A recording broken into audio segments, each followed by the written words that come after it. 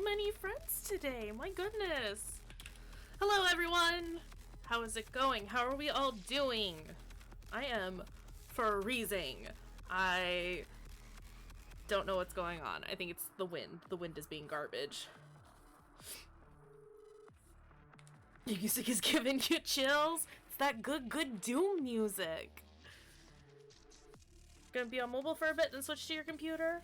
Oh, thank you, Cyril. I just re-dyed it. I don't hate it, but I'm not a fan. It's not the silver I was looking for, but I appreciate it regardless. Also, yes, closed captions. We do have those because we like to be inclusive. It is heckin' windy today. Oh, they don't come up on Xbox. Well, that's Xbox. Xbox, get on it. Xbox. Yeah, no, we've had closed captions for a couple of weeks now, and I think they're pretty decent, all things considered. Windy.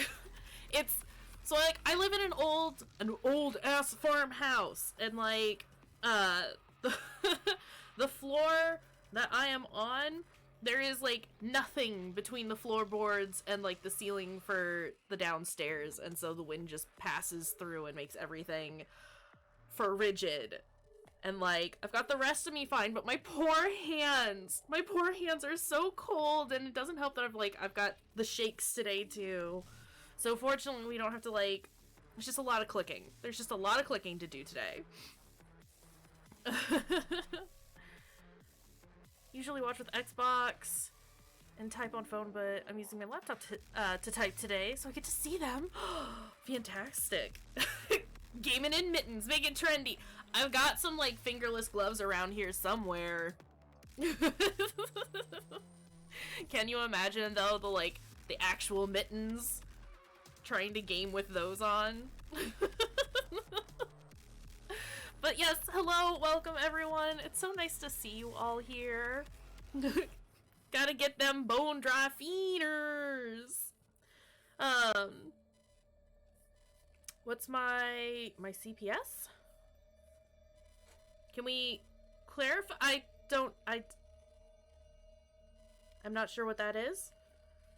I've got like 5 different things that are going through my brain as to what that stands for.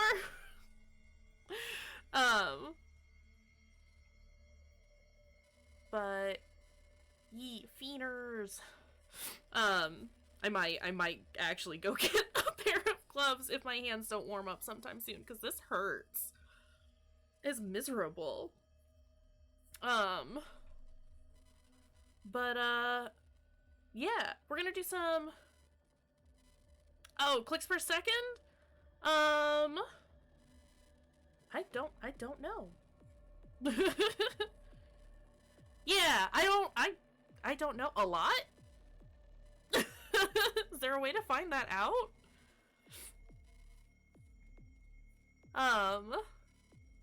But yeah, we're gonna do Disco Elysium today. I'm excited.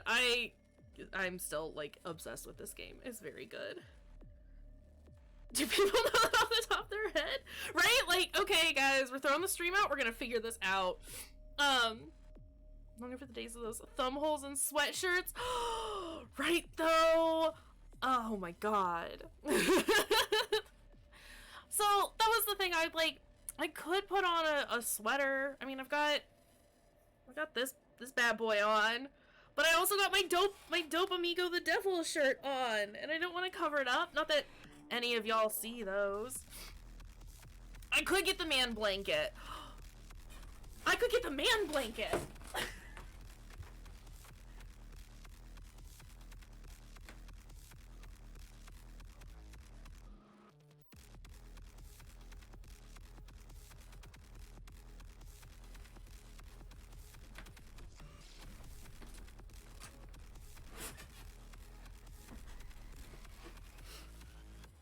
Man blanket. We got those good Irish boys on one side. And then... Oh, come on, blanket. Don't do this to me. You're too big. And then fire boys on the other side.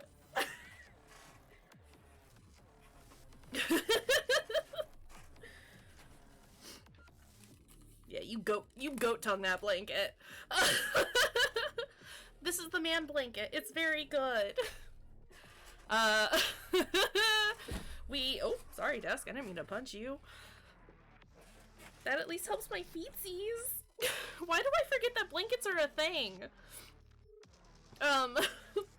Yeah, that's the man blanket. It's very good. We love it. We stand a good man blanket. God damn it. Yeah, it's a heck of a way to start a stream. I'm here for it though. But yeah, my hands hurt. It's cold. It's miserable, but we're gonna get some good Disco Elysium going today. I think we're just starting the second day officially, which is wild considering how much. That's so viscerally graphic. we all deep down, we all understand what that means. Let's go ahead and load up. Load, I clicked.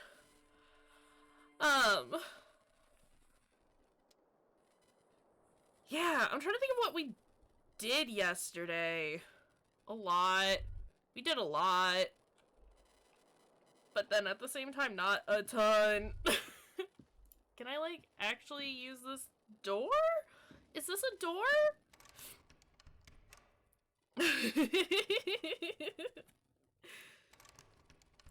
Yeah, we apologized a lot for existence.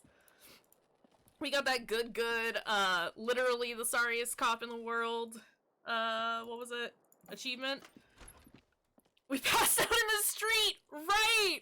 Because we were looking at that letter from our from our ex-wife. Or as we like to call her, the ex-what? Oh shit, we leveled up too! Alright, oh my god, there's so much going on. We had that wild-ass dream,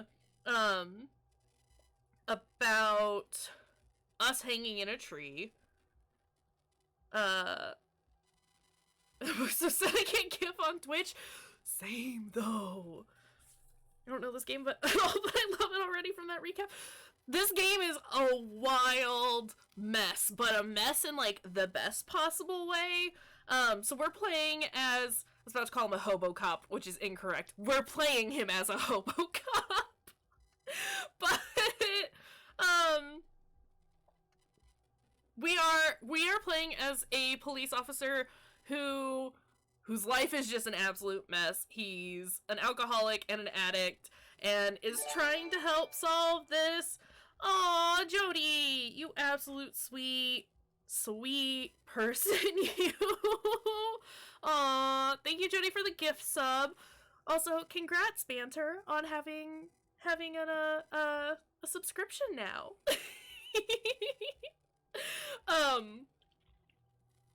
Yeah, so we're playing as this terrible, awful police officer, which I know is a little redundant, but that's fine. And we're supposed to try and solve a murder that occurred behind this hotel that we're staying at. We've been here for, like, 3 or 4 days and haven't, like, done anything because we went on a massive bender, like you do. And now our new partner has shown up and is trying to help us out. We adore Kim. We're gay for Kim. It's good. But we have, like, no memory of, like, who we are, or anything that's going on, so we're having to piece together all of, our memories about how terrible we were, and we just keep finding out that we've just been awful to everyone, and me being the empathetic person that I pretend I'm not, I just keep apologizing to everyone, because I feel so bad. It's one thing for me to come in and destroy all these NPCs' lives. It's another for me to come in and have them already be destroyed by my character. I can't live with that. So that's the recap on that. Just a quick rundown of how the gameplay works. It is very reading heavy. But we have all these wonderful, lovely skills. And they all have their own personalities that are you know, that match up with their whatever skill they are. And they talk to me and they talk to each other, and it's brilliant, fantastic, and lovely. We also have things called thoughts, where we think a thing and then we can equip it, and it gives us bonuses and debuffs depending on what the thought is. So that's a quick rundown of Disco Elysium. I would highly recommend it, even if you're watching it now. Gameplay is very, very different for everyone depending on what kind of archetype you pick. We are playing as a sensitive, and generally just on your choices and whether or not you succeed on your quote-unquote rolls. Because depending on how high or low your stats are, determines whether or not you're successful in doing the actions that you are attempting to do. So yeah. You're welcome for the recap. It helps me as well kind of keep track of everything that's going on, because oh boy. Playing Fortnite, don't judge me. I'm judging just a little. So you're semi-lurking. That is totally cool. I appreciate you being here though, Cyril. I love you. You're fantastic and wonderful. We'll only judge the Fortnite playing a bit because you're cool. So yeah, it is the second day now, and we need to figure out what's going on. So much love. Oh, we've already done all of those. Where is Kim? I need my boy. I need to make up for how disappointed he was in me yesterday. Already we're getting on with the apologizing to everybody, because I need everyone to love me. Oh, this is opened up now. Okay. Well, the gardener's in here now. I would love to know what their name is. As opposed to just the gardener. Oh, he was so quick to come over. Kim, I love you. Morning. He gives you a quick nod. Looks like we can get to work at once. The union muscle turned up. He points to the mess hall doors. They look rowdy. We should talk to them. What do you mean rowdy? I mean, ungovernable. Martinez isn't exactly enthusiastic about the RCM being here. They prefer to be policed by the Union. These men here. I do though, and I need him to know how much I love him. We gotta be... We're partners. Do you think he knows? Sorry. Bursting through a door is one thing. We have burst through a window, though. Well, we burst our shoe through the window. Don't worry about it. Well, hey, we got more experience. Men who drink beer for breakfast. I have no doubt these are the Hardy Boys Everett told us about, and ones who keep the peace around here. And the big one, he squints his eyes studying the men in the mess hall, must be Hardy himself. Cool. Can I... Oh, that was just updating. Alright.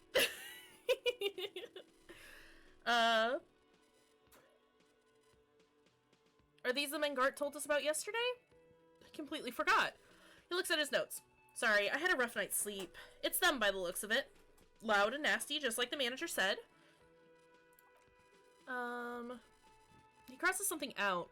One loose thread less to worry about, and one big problem to replace it.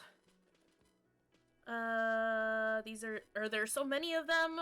Maybe we should call in reinforcements? That would just escalate tensions. No captain would sign off on it. Solving one murder isn't worth a conflict between the RCM and the Debedoirs Union. In fact, even the death of 2 detectives might not warrant an all-out war, so let's keep a cool head, okay? Kim, are you threatening us? What? He's not exaggerating about the mortal danger, just calmly factoring it in. Your fists clench and your pulse rises uncomfortably. Let's roll. One more thing before we do. He glances at the booth again. We don't have to talk to them immediately. We can walk right past them, continue with our business. Good, a power move. Purposefully concentrate on something else first. Yeah, streetwise. Zoom right past, do it on your own terms. They're in no hurry to leave. They think they own the place. Anyway, I leave that choice to you. Whatever you decide is fine by me. Kim. Just a moment. The old woman turns to the cafeteria manager. Public phones nearby? The closest phone booth is down the coast. Sorry for the inconvenience, ma'am. Cafeteria manager appears genuinely apologetic. Does he? Does he? Because all I've ever seen Gart be is a dick. Excuse me. Sorry. Okay. It's fine. I understand. Thank you anyway. She turns back to... I'm glad to see you again, dear.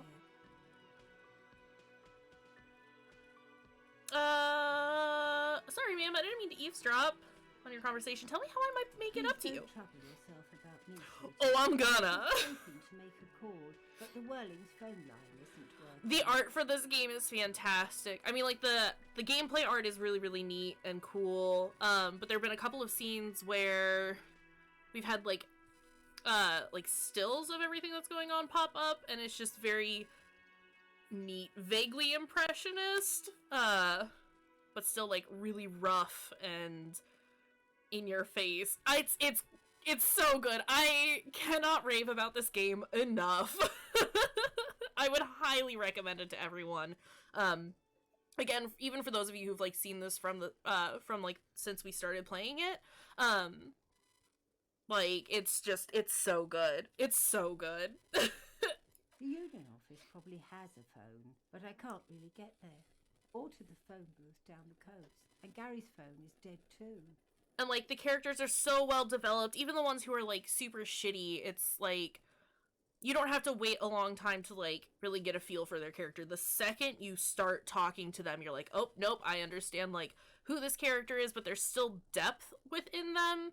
And it balances out the, like, very serious discussion of, like, love and loss and addiction and just generally, like, hating yourself with, like, really good humor, and it isn't too nihilistic and depressing because it counters it with that comical side of it. It's so good. Oh my goodness.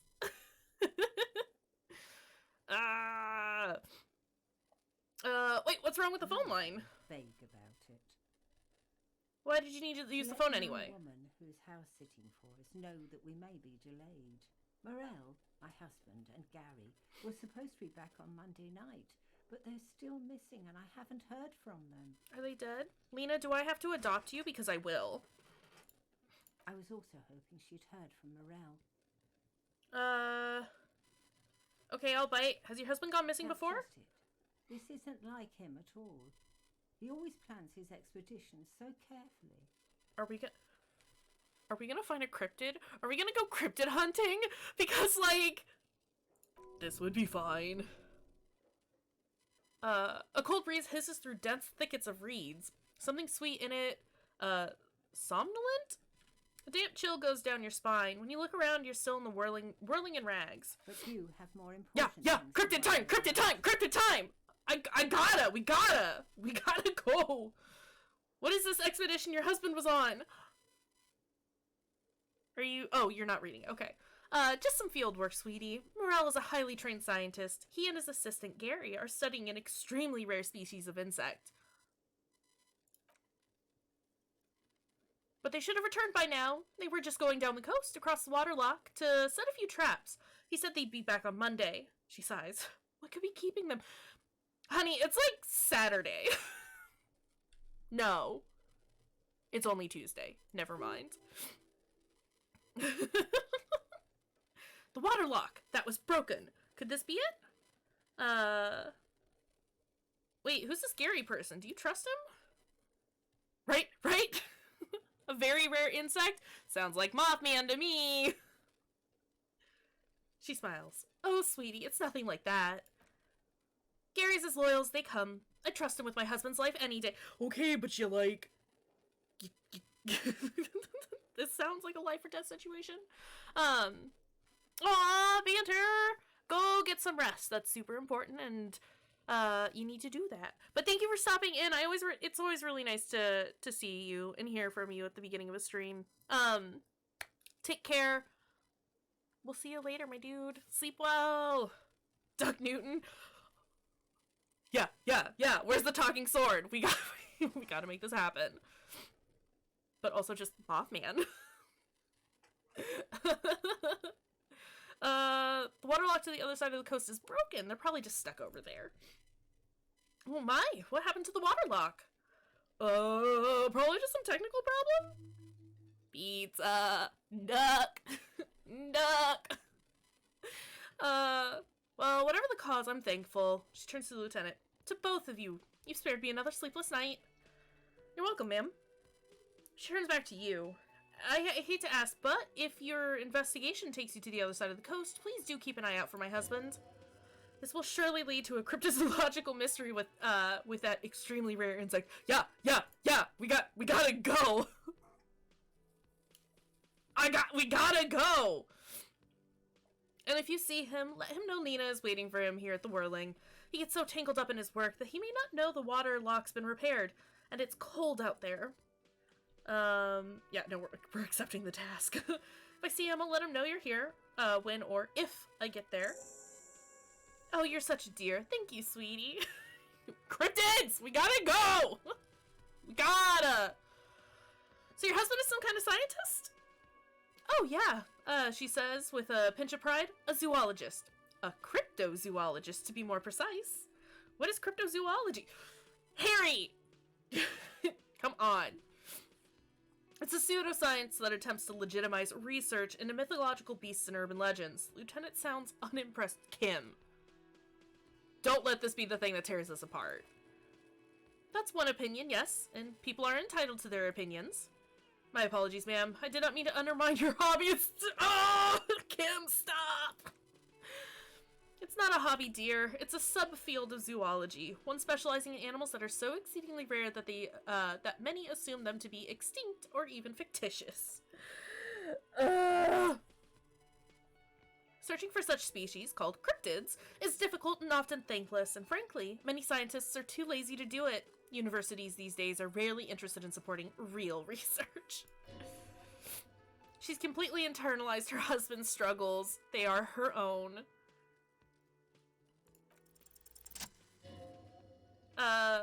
There's really no point in manipulating anyone. She'd be only too pleased to tell you about her work on, go on and ask. Hey, Lena, I'd like to hear about some of the cryptids you've studied. Could you just tell me about a couple of them? Oh, I'd be delighted. Truth be told, I could really use the company, too. Lieutenant throws you one of his looks. One cryptid, not a couple. One. This won't turn into, some kind of cryptid extravaganza. But I just want to stand here and talk about cryptids with Lena all day. But we do have a job we gotta do. Okay, fine. Just one little cryptid. He nods and assumes a waiting position. Posture, whatever. Cryptids. Cryptids, let's hear about all the interesting cryptids. Electrochemistry, you're always trying to screw me over.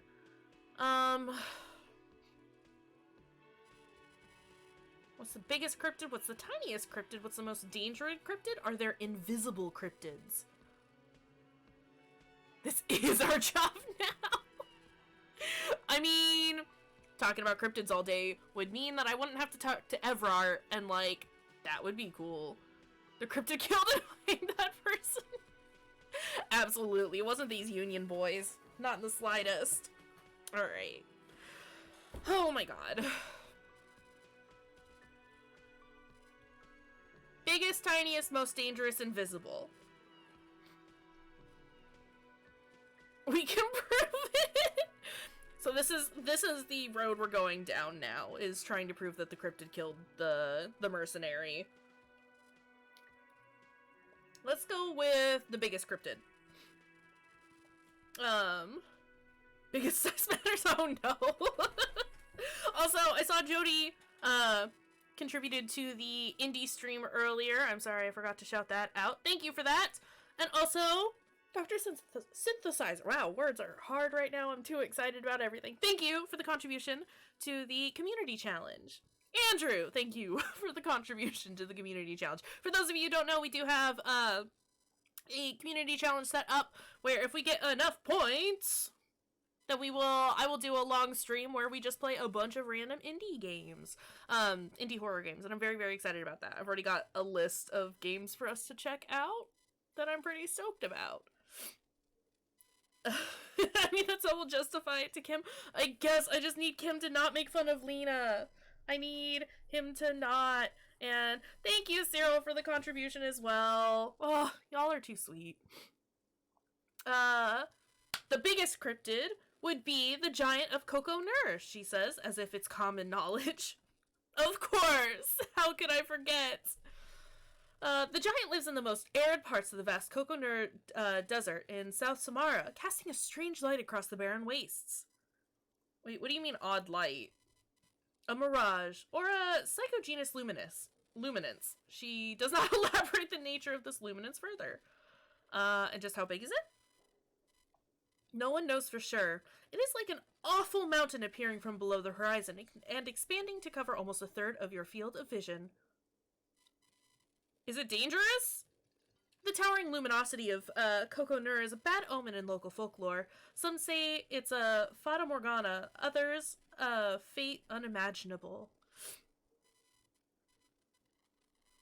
Gotta take a holistic approach to resolving this case. No detail too small or potentially irrelevant. I mean, we are going to solve the Hanged Man case by proving that it's a cryptid. We have formed our hypothesis, and now we gotta go prove it instead of disprove it.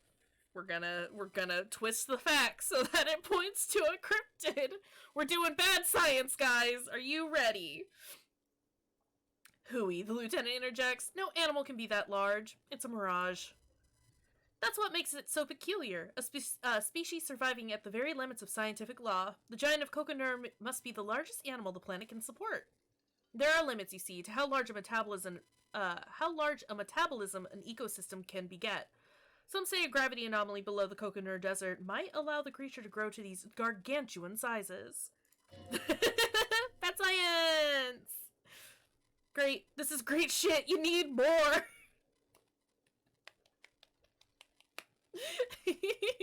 I love that, like, thus far every aspect of my personality is being like, we got, this is it. This is what we're doing now. So maybe this is what we're doing now. I know I only said one, Kim, but what's the tiniest cryptid? Lieutenant leans in. Hey, you promise you'd only ask about one cryptid? God damn it. Right, okay, we can move on for now. It'd be dishonorable to renege on your promise. He nods approvingly. Tell me more about Morel, looks, character, your relationship. Oh dear, I'm not sure where to begin. What does your husband look like? Well, his expression is slightly grumpy, but his eyes are always bright and curious, like a small boy's, and his palms are quite coarse from all the field work, but he's quite gentle. I'm gonna come back and talk to her about cryptids more. Just not at this moment. Well, thank you for stopping in, Andrew. It's always lovely to see you as well. I hope whatever you are doing, it is fun and or not stressful. And if it is stressful, that it gets handled quickly. It's always a challenge to describe the person you know best in the world. Let's try again. If I were to meet him on the street, what would he look like? Or what would I look for? Oh, well, he's a bit shorter than you, but with a larger frame, and he has longish white hair, usually a bit uncombed, you might say wild, even. Lieutenant pulls out his notebook and begins jotting down the woman's description. One other thing, he'll likely have all kinds of field gear on him, even if he's not out in the reeds. You know, just in case. How long have you been married? We'll be celebrating our 16th anniversary this autumn. Her smile is soft. Not the most numerically satisfying anniversary, but I like the less obvious milestones even more somehow. How'd the two of you meet? Via a dating agency, I'm ashamed to say. I was looking to get back into the scene after recovering from my accident, and he'd just divorced. We hit it off, and, well, here we are. She smiles wistfully. She's skipping over some important parts. Perhaps you'll find out more later. I think I have all the information I need. Let's move on.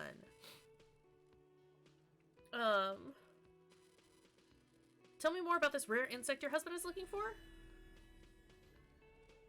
That scared the shit out of me.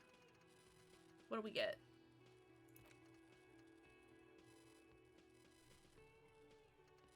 Oh no. Solution? Did we not finish it? Yikes.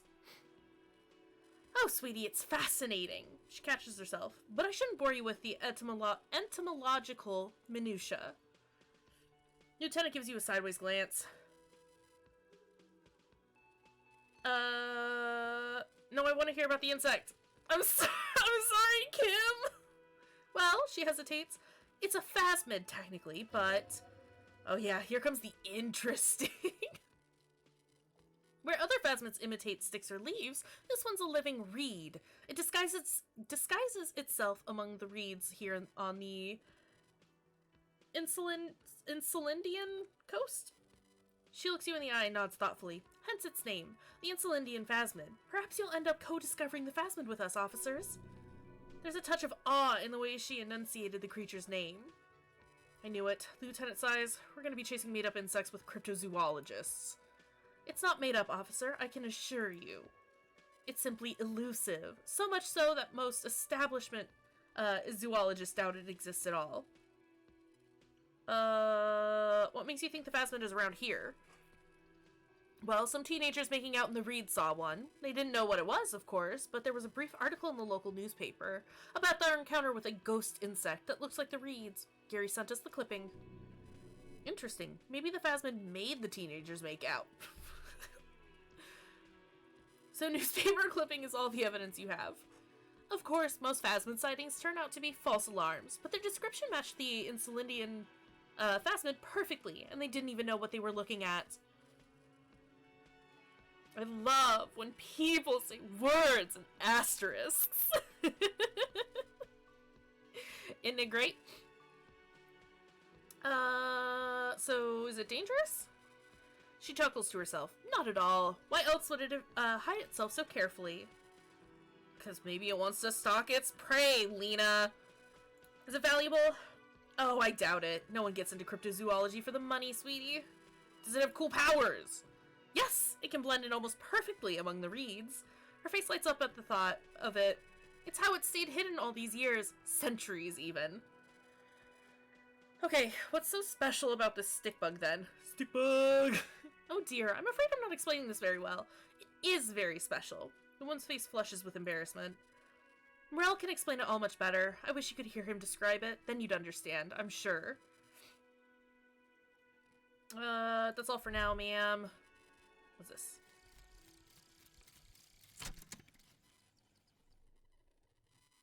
We're a cool dude now, right? Smoking, Harry. It will take a lot of tobacco smoking for you to become a... Boidero? Twin cigarettes fused to your lips and one hanging out of your nostril. In these tame, cultured times, without the skies dome above your head, the only way to be a true, Franco-Nigerian individualist is to smoke a lot of cigarettes. Light one up immediately. The smell of coffee brewing over a fire pit, a chestnut-flavored morning. Welcome to Astra country. -1 to esprit de corps. But cigarettes give us +2 intelligence. Alright, gotta start smoking, I guess. They said so.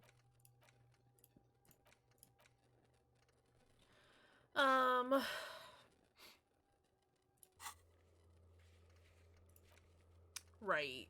Oh my god, I have so many tasks from Monday that I still have to do. I gotta level stuff up. Hold on a second. Psyche and physique are pretty solid for the time being. My logic needs some help, or my intellect. Motorics is not much better.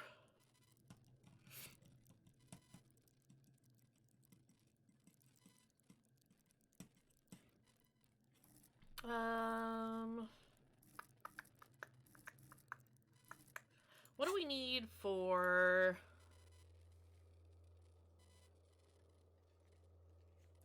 Annette, what is this? Composure.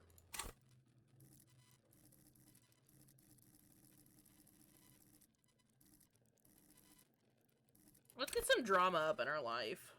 Ooh, no, lies. Oh, but I can detect lies.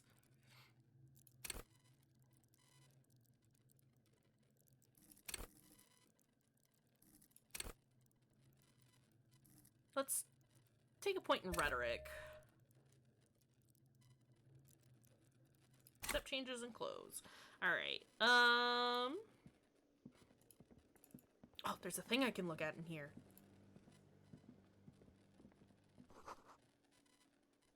I love that you play games like this because it's cool as fuck, but I do not have the brain cells to play this on my own time. Yeah. I mean, I get it.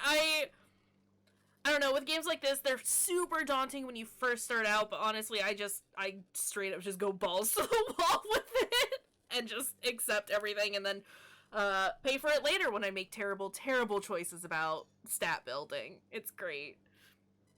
You're strong and emotionally intelligent, but dumb as hell. That's me! Oh, you mean my character? Yeah. Yeah. Yeah, it's good stuff. It's good stuff. Why are we auto-saving? What did I do? Everard isn't paying you enough for this. Oh, I didn't mean to click on you, Kim. I'm sorry, bud. We're power moving this. Yeah, no, my character is definitely strong and emotionally intelligent. Well, we'll stick with emotional. It's been very interesting playing it that way, because there have been a couple of things where it's like, it would have been really nice to have, more physical strength and, the motoric skill. Like, my physical stuff isn't too terrible, honestly, but just having, like, more motorics or intelligence would have been nice in a couple of situations. But just going in and either playing it super stupid, like, quite literally, like, I don't know what's happening, let's just roll with it, versus, you know, like, deducing everything like a smart person would. Of course I can't get it. Wow, still not doing it. You're bad at this. Thanks, visual calculus. I know. It seems really important. Tracks on the scene and I can't read them at all, Lieutenant. Whisper to yourself, why is this so complicated? I keep failing. Swallow it, just go on. Why is this so complicated? Maybe you keep failing because you suck? Thanks. Thanks, me. I appreciate it.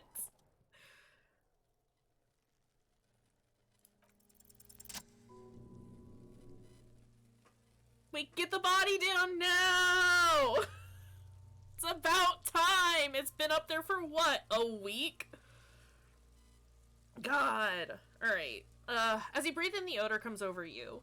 It's a spell of the mind telling you to run. And your stomach to wring itself empty. With your hands at your sides and your eyes squinting, you stand in it. Do they always do that? They do after 7 days, yes. We're deep in decomposition here. Step closer. The man before you was naked, but for a pair of underpants and enameled boots. His skin is greenish, marbled with decaying veins and blotched by lividity. A fading web of tattoos covers his chest and shoulders. The cargo belt used to fasten him to the branch above appears industrial in strength. Inspect the boots. The material appears to be ceramic. Its clean white stands in stark contrast to the decaying flesh above the knee. The man wore thick polymer socks, probably from padding. A fine array of interlocking plates covers them. Pretty cool boots. Yeah, I mean, yeah, I kind of want the... Oh, are you telling me that I can take those boots? Because, like, if I can take those boots, you know I'm gonna take those boots. I don't give a shit if they're on a dead man. I will rinse them out. Because y'all know there is some boot soup in there. Delicate and fragile, they feel alien to the world around you. Out of place somehow. Yeah, I will not stop. You cannot make me. So, fun fact, I used to work in a morgue. Well, I worked for a nonprofit that sent me to morgues and funeral homes a lot. I've had to strip a body or two in my day. Sometimes they're soupy. They're armor, not boots. With his notebook under his arm, the lieutenant crouches to inspect the souls. Technically speaking, these are sabatons. Okay then, what kind of armor is this? Ceramic plate, zirconium dioxide most likely. This is where the make would be. Did you get any cool boots out of it? I did not. You want to know more? This is such a nice change of pace from the Doom Eternal speedruns I've been watching lately. I mean, that's dope as fuck. I'm here for Doom Eternal. Yeah, it's a very interesting game. I kind of, like, was screaming about it. Let's be real, I was kind of screaming about it earlier. But it's super interesting, very cool in that, like your different stats speak to you, and they each have, like, a unique personality that, like, speaks to what they are. And it is very much dependent on, like, what you're observing and, like, what you're looking at and how you're interacting with the world is good. Disco Elysium is very good. And also, for your wanting to know more, Cyril, I worked at an eye bank. Basically just collected. I cut out ocular tissue for transplant and research purposes for a couple of years. It was a super neat job. I loved it. The only reason I left was because it was an on-call job, and I was doing schooling at the same time, and as an insomniac, I wasn't ever sleeping, ever. Even less than I was already sleeping, and I had to take a break from it. It's cool as fuck. It was such a dope job. I have so many cool stories from it that I will regale at some point. If anything, is a near complete lack of combat. Conflict resolution through dialogue is super cool and feels more realistic than blasting through games with those. Yeah, I mean, like, there's definitely, like, a time and a place where, like, just, like, shooting shit up is, like, a really cool and fun mechanic, but something like this, where it is, like, I mean, they've already talked about how, like, the RCM tries to avoid, like, killing anyone regardless of, like, their status, just because that's bad. It's bad to do a murder. And so, yeah, having to, like, talk it through, or, like, figure out the best way to avoid any sort of conflict, or incite, like, you know, conflict in a different manner is really, really interesting and definitely more realistic. Yeah, and as somebody who likes that kind of aspect is really cool. The story this wants to tell wouldn't do well with copious murders, but it's such a staple of the genre that it's nice to see them committing to it, right? Absolutely. God, and again, it's done so well, because there are plenty of other games, of course, none of which that I can, like, name at the moment, but there are plenty of other games that, like, try to stick with something that is just dialogue, like, reason your way through these issues, that don't do it quite so well, and I think it's just because they don't have characters that are nearly as fleshed out, or the world isn't as thought through, isn't exactly the word that I'm looking for, but the world isn't as solidly built as everything that we're getting in this one.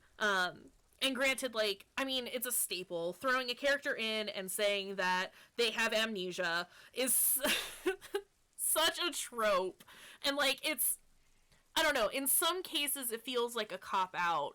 As a means of just being like, alright, well, this is how we're gonna build the world around you, which, I mean, I get it. It's the easiest way to do it. Excuse me.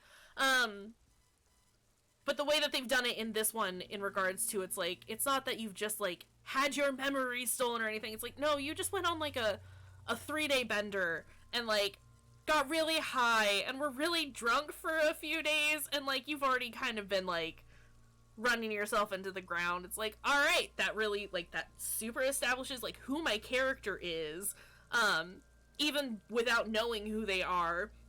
It gives me a chance to, like, learn more about the world because my character also doesn't know anything, and so you've got a reason to ask about all of these things, as well as giving you a chance to take the character somewhere else without it feeling like this weird shift from a pre-established character to something completely different. Because, like, again, like, I feel like I'm playing this character completely different to what we have been hearing about him, because I feel bad about the shit that he's done. But it's so easy to be able to be like, I'm just gonna apologize to everyone and try and clean up my act, or just be like, no, you know what? I'm gonna stick with the fact that I'm just this terrible, awful human being, and I'm going to bring everyone down with me. And it's really cool that they've been able to establish that and make it narratively sound as well as interesting for you as a player to figure out. Balance is great. Sometimes you want to play a game where you can charm your way out of situations. Sometimes, though, you want to chainsaw Demon's abdomen while shooting his buddy in the face. Absolutely! I am here for both types of things! The commitment to the amnesia in this is real damn good, because you forget everything. You forgot what money was. That's so much more intense than usual, right? Like, usually you still have, like, a base knowledge of, like, what's vaguely going on in the world. This is like, no, you did it real bad. There's nothing else for you to go on with from here. It's just, guess you gotta figure it out on your own. Amnesia is used for a lot of reasons. Absolutely, and again, it's one of those, like, it's used a lot because it works. And that's totally cool. There's just some that, like, tend to throw it in and just go, yeah, so you've got amnesia, but you'll, like, remember it here in a couple of minutes, and it'll be fine once you, the player, finally know what's going on in the world. And, like, that works, but sometimes it's either just throw me in and, like, expect me to pick everything up as we're going, because there are ways of storytelling, or there are means of storytelling that can work with if you're good at, you know, storytelling. The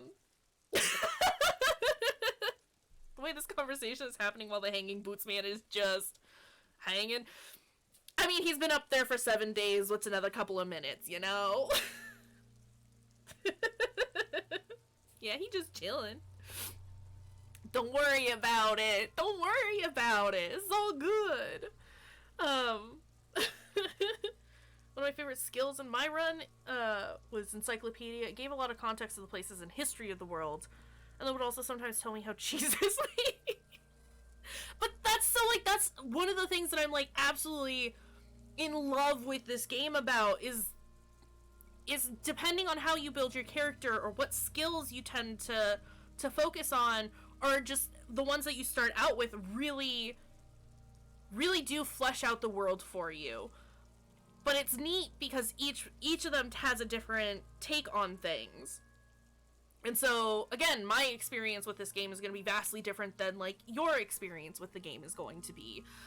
Even if you do go back and do a different type of run. And I'm here for it. This is the kind of game that I want as far as, like, replayability is concerned. Because, like, I imagine, like, excluding builds, excluding, like, the stat builds, just the kind, like, the order in which you tackle some of these problems can, like, I imagine make a huge difference. And then throw on top of it, the skills, like, depending on whether or not you can make your check, or whether or not you're more into, like, you know, the emotional side of things versus the intellect side of things is awesome. And I'm here for it. And we will 100% do a run where we become the scummiest person in Revachol. It's gonna happen. Just not right now. I have to apologize for everything that Harry has done. But thank you for hanging in there, man. Let's get back to you now. Thanks for listening to my rant about that.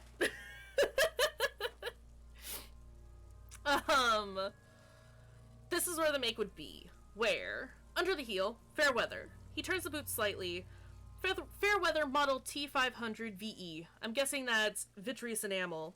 This is advanced stuff. The encyclopedia skill sounds like how my brain works sometimes. Hella helpful. Also sounds kind of overwhelming sometimes. Just dealing with that constant flood of information. Let's see. What? Knock on the boot? Pull the boot off? We'll get to that. What happened to the rest of it? Locals probably scavenge it. It would be odd if he had more on after 7 days. We should keep a lookout for these pieces. The armor could yield information. He nods towards Kuno, who's eyeing you suspiciously. This is one thing he might actually know.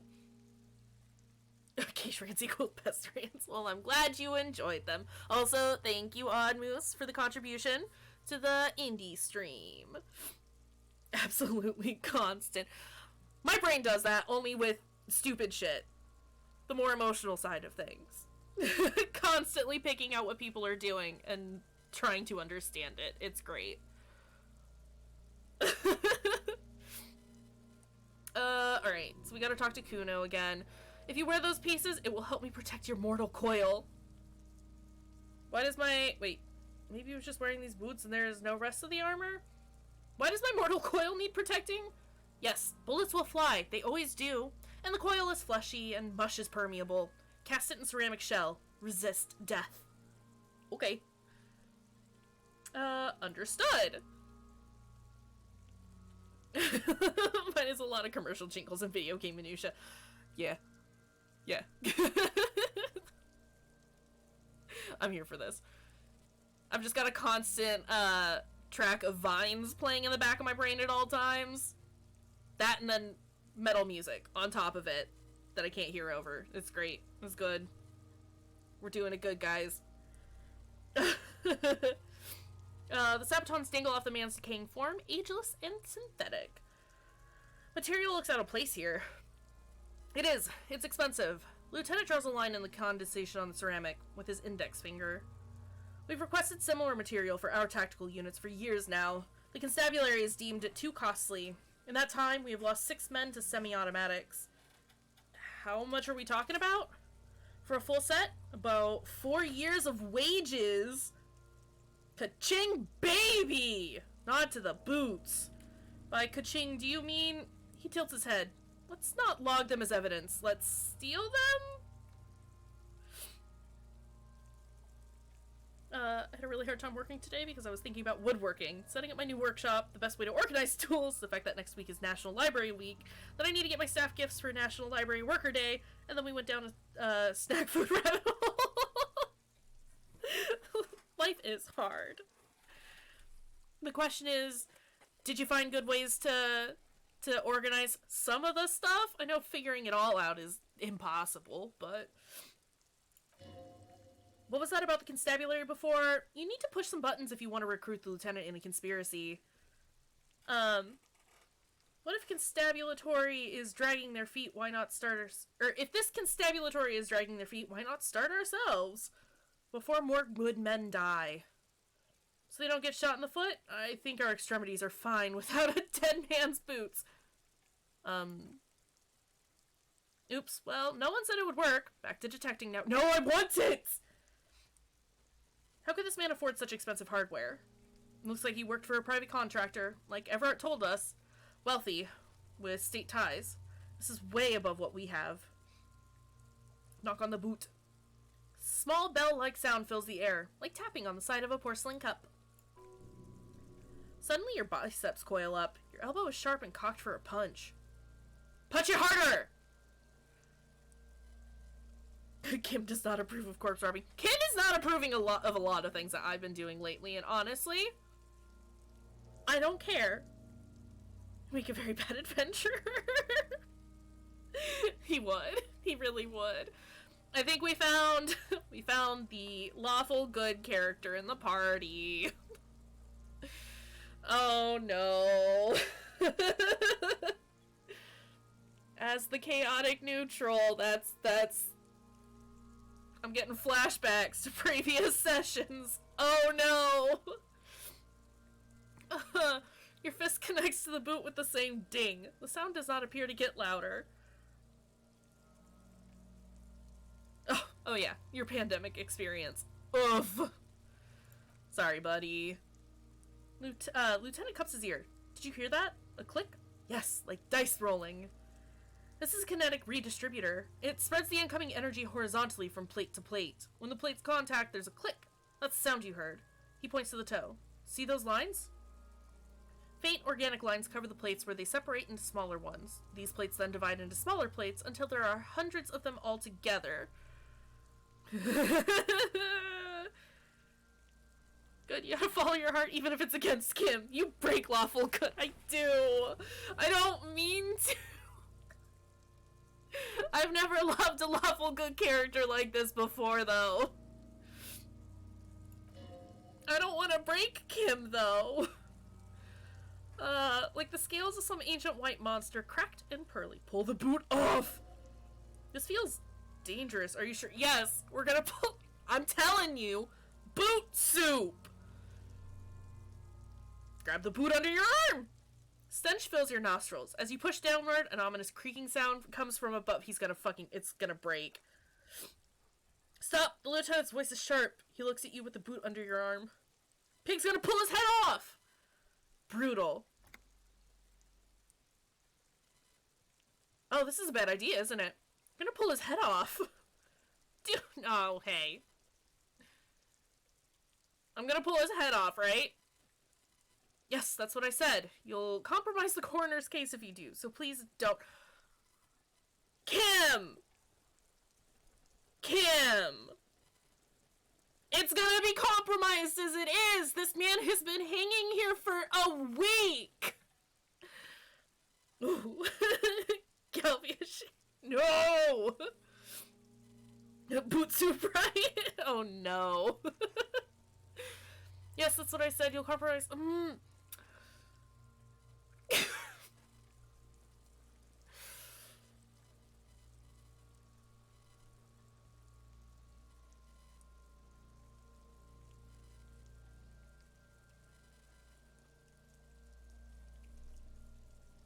There are so many good options here.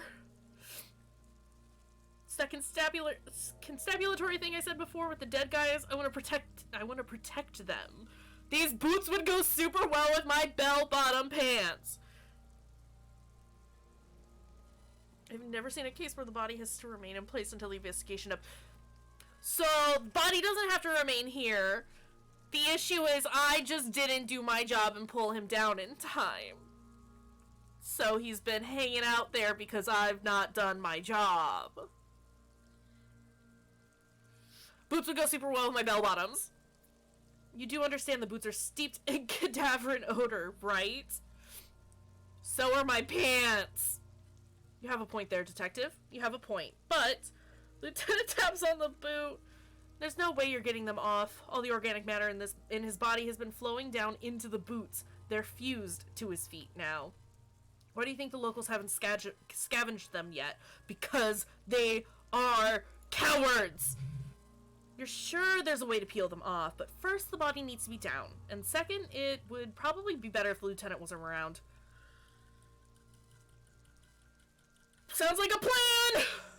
The anticipation makes you crack your fingers. That wasn't that great. It's because they're cold. Feels nice. Nice and cracky. What's gonna happen to the boots then? Processing will take care of them. With the situation in the morgue, it will yield nothing. But we must pick our fights. He looks towards the boots. Should we continue? Back off and look at the corpse. Inspect the belt. Hangman's knot is pulled tight by the weight of the corpse below. Yellow, hard-edged polyester cuts into his neck. Above a sliding buckle ties the belt to the branch. Oh my, there's something on the belt. A familiar word that speaks to the thirst within you. What was that? A word? Is it Pilsner? Vermilion. In yellow letters along length of the twisting cargo belt. Only a deep longing for vermilion golden spirits lets you decipher the fading logo of the local brewery. This is a bad time for a drink, right? Extremely. What kind of rope is this? Industrial strength, the kind used for tying cargo to lorries. Like in a circus! When the circus leaves town and they tie a black-spotted giraffe to the wall of a carry pen. Like in a harbor? Like in a circus for transporting black-spotted giraffes? He considers it. No, more like in a harbor. Like the one just east of here? I get the sense they used whatever was on hand without paying much attention to not incriminating themselves. Sounds like a giraffe problem. We're assuming dock workers from the harbor did it. They sure wanted him to stay there. Polyester seems strong. How did they even get him up there? We're assuming dock workers from the harbor did it? The brief suggested as much. Politically motivated by the ongoing strike. Did you not get a briefing? My past has undergone total annihilation. Nothing remains. My mother, the love of my life, certainly not a briefing. Okay, he blinks. You should ask me for one the first moment we get. They sure wanted him to stay there. The polyester seems strong. It's not merely polyester, it's steel reinforced. He rises to inspect the noose. See these lines? This is where the wires run. I see rabbits for more than 20 strands? This makes getting him down much more problematic than I had assumed. We're assuming, again, why not just pop his head off then? How did they even get him up there? A noose is one of those things that's easier to use one way around. He points to the buckle, tying the belt to the branch above. I think they lassoed the branch, then pulled on the belt. Buckle closes.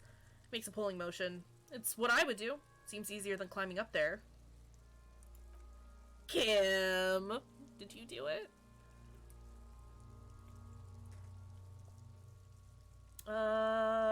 Inspect the tattoos.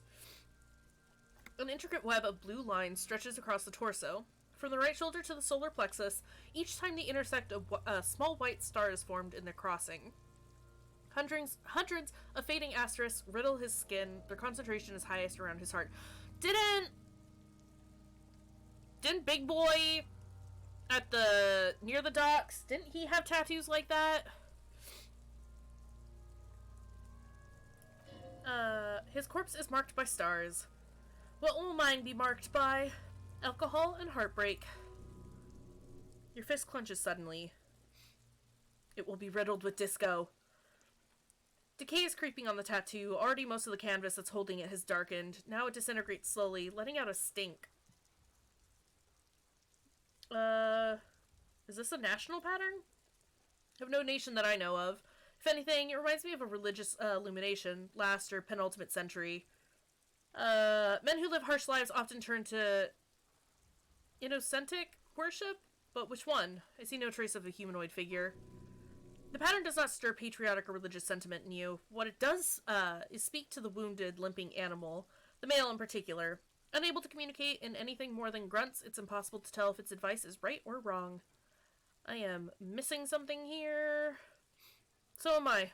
A sudden ringing fills the air as the lieutenant pulls down the zipper of his orange jacket. He takes a thin piece of milled aluminum from his coat pocket and pulls it open. Sounds like a sword being unsheathed. Small lens appears. Some sort of camera. What's that? A Tri-Gate Sunshine Mini? Shit, Kuno, what the fuck is that? An instant color camera. He produces two metal-capped ampules and clicks them into place on the side of the apparatus. A thin slot shines there. This is the first time he openly acknowledged the kid's existence. I have only 2 ampules, so nobody move. I don't want to waste one. He points the camera at the corpse, peering into it. The lens needs adjusting. Then... dope. A sound, a shrill flash, followed by the breaking of a small ampule of glass. You see streams of color pour onto the thick, glossy piece of paper, rolling out. On it, a color-perfect copy of the dead man's tattooed chest. In case we need it, the lieutenant says, and shakes the paper, letting it dry in the cold wind. Cool machine. Yes. He slides the camera closed and tucks it away in his belt. It is pretty cool, isn't it? What do we need the photo for? It contains insight to the victim's person. This was a man of physical violence. The story he wanted his body to tell was important to him. It is his letter to us. Now, if we could find someone to decipher it. Can I have it? I should look at it later without the corpse smell. Sure, just don't lose it. He hands you the piece of rolled-up photo paper. It's no larger than a pack of cigarettes. The glassy-eyed corpse looks by, his mouth mute and his skin is colorful as the chemical rainbow on the photo paper, teeming with opportunistic organisms. Look him in the eye. His eyes are milky white and blind to the world, protruding comically from the sockets. There is no one home, just subaquatic terrors there. Dark brown hair grows on his head. His face is ready to explode from the organic processes inside. The death's head grin has passed. What remains is an unrecognizable mess.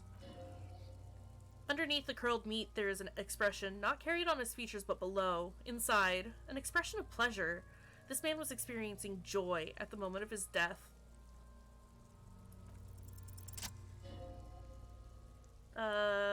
Tell me who you are, dead man. I'm gone. Where have you gone? Into the wild pale yonder. Where's that? In the past, way out in the west.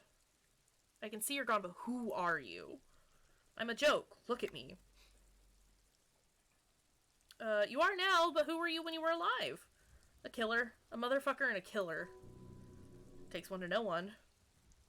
Half-light. Hop off. Another question for you. What is happening? What do you mean? I'm talking to you. It's the power of your... Black frothy liquid starts bubbling on his lips. Imagination.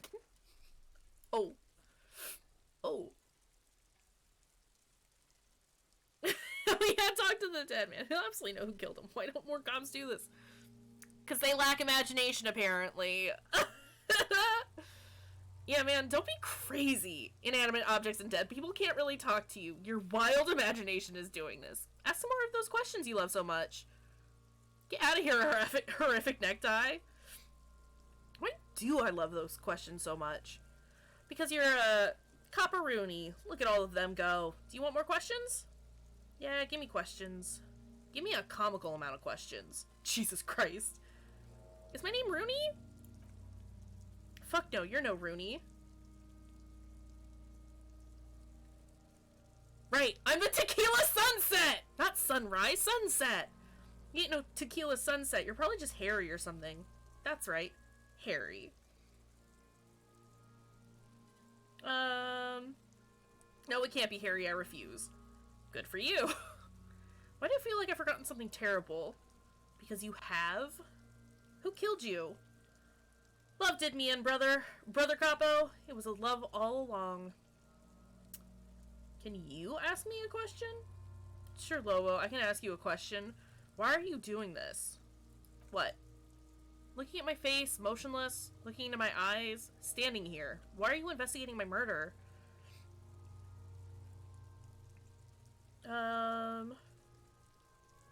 Maybe this will lead to something? Something indescribable. Unforeseen. Miraculous? The clown lips on the corpse appear to smile. The face rotates before you slowly. Don't. Something is on its way. Something hidden. It's coming, a miracle from the northwest. And it's almost here. You can feel it in the air on your hands, the cold spring air smoothing them over. I hate you. You stink and you're boring. Do I remind you of someone? Deep sea creature, a baby affected with harlequinism? Deep sea creature. No, not quite. Be fair now. Don't remind me of anyone. Sure I do. You just don't want to admit it. Don't call me out. Why were you feeling pleasure when you died? Maybe I was getting my rocks off? First do you have to speak like that? What dialect is that anyway? It's a mishmash, Capobolo. You think I am Messinian? Don't you? For you, this is how people from Messina speak. Are you from Messina? No, my hair is too light a shade of brown. My eyebrows too. Trust your inner racist. What are you, racist now too? You think I am? You think I was racist because this lump looks military and has tattoos. That's called profiling. So, you were feeling sexual arousal when they were hanging you? Do I look like an erotic auto-asphyxiation type to you? Yes. Captain Capodromo, I fear we are drifting away, fixating on sexuality again. Let's go with a simpler question. Enough. Squint and take a step back. As you narrow your eyes, the monster before you blurs into a violent mess of green and pink. Observe. Only the lower extremities are pink with a dash of blue. His fatted hands, thighs, and his neck just above the noose. The rest of the corpse appears dark green in the cold spring air. I'm squinting, Kim. Why am I doing it? How should I know why you're squinting, officer? Squint harder. His face and hands are pink, thighs too. The rest is greenish. Oh, he snorts. You're trying to assess lividity. Relax your eyes. Monster comes back into focus, an explosion of color coursing with dark marbled veins. His stomach appears pregnant with something. Black liquid streams down his thigh and onto his boot. So, what do you think? I think he's dead! I don't know what to think. What do you think? He's beaten up. See the bruises? I do. Most of them are post-mortem. Maybe even all of them. The delinquents have made our jobs harder with their little sport. Stop talking to riddles, coin slot. He means you fucked him up good, Kuno, the girl yells. Fucked him up brutal-like. I don't know what to think. What do you think? I think he was upright immediately after death. Blood is gathered in his hands and feet, and his neck. Points to his fattened chin. The noose acted like a tourniquet, keeping the blood in his head. The hypostasis here is in tune with a hanging. That's what I think.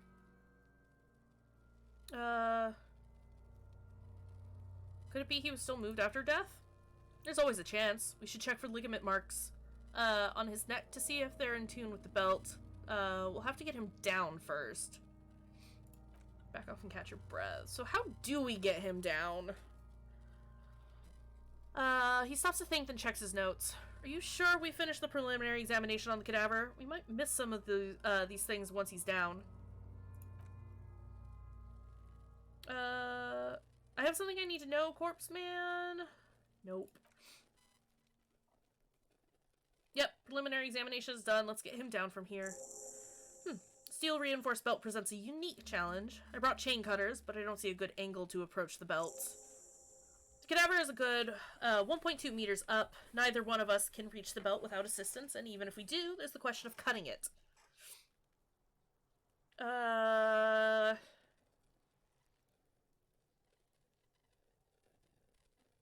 Can't someone else do it? Someone else? He pauses. You mean, like, the police? I mean, someone who's below detective. Someone like a paid garbage man or a cleaning crew? I have bad news for you. That is a detective. Yikes. I know it's hard, but I assure you, the others won't come to help us. And we have a growing sanitary concern here. We need to get him down fast. We could saw the branch? Climb up there and saw the branch? Yes, either one of us could do it. We could use the kid's ladder on the side of the tree. I don't trust that ladder. The assailants didn't use it. It's rotten and less sturdy than it looks. And I don't see another good way up there. He looks around, then at you. Honestly, I prefer a non-acrobatic solution to this. Yeah, it seems dangerous. Seems like a lot of hassle. Let's not do it. Maybe we could shoot him down? No! Maybe we can ask for help from the harbor. I was really hoping we wouldn't. Union appear to be suspects in this case. Seems like a dangerous route to go down. Confirmed. It's unsafe. Yeah, wait. Let's reconsider. Seems like a lot of hassle. Let's not do it. We're not getting him down already. Not getting him down is a task that's already accomplished. Sadly, it's not our job to keep him up there, but to get him down. Just pull his rotting head off. The meat's cooked anyway. Give the boot another yank and it's done.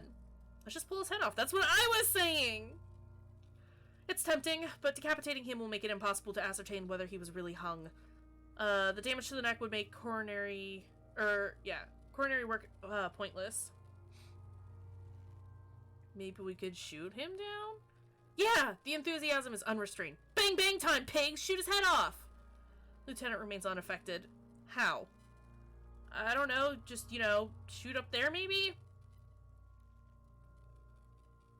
Point towards the branch, or just shoot the belt, the bullet will break it. Towards the branch? Yes, he corrects his glasses. The buckle, where it ties the cargo belt to the tree. If the shot hits that, then there might be a small chance to release the belt. Yeah, now we're talking. Entertain the Kuno with some shit. They'll miss. The pigs will miss Kuno. Lieutenant is undecided. On one hand, he wants to shoot some gun. On the other, it's an awfully stupid idea.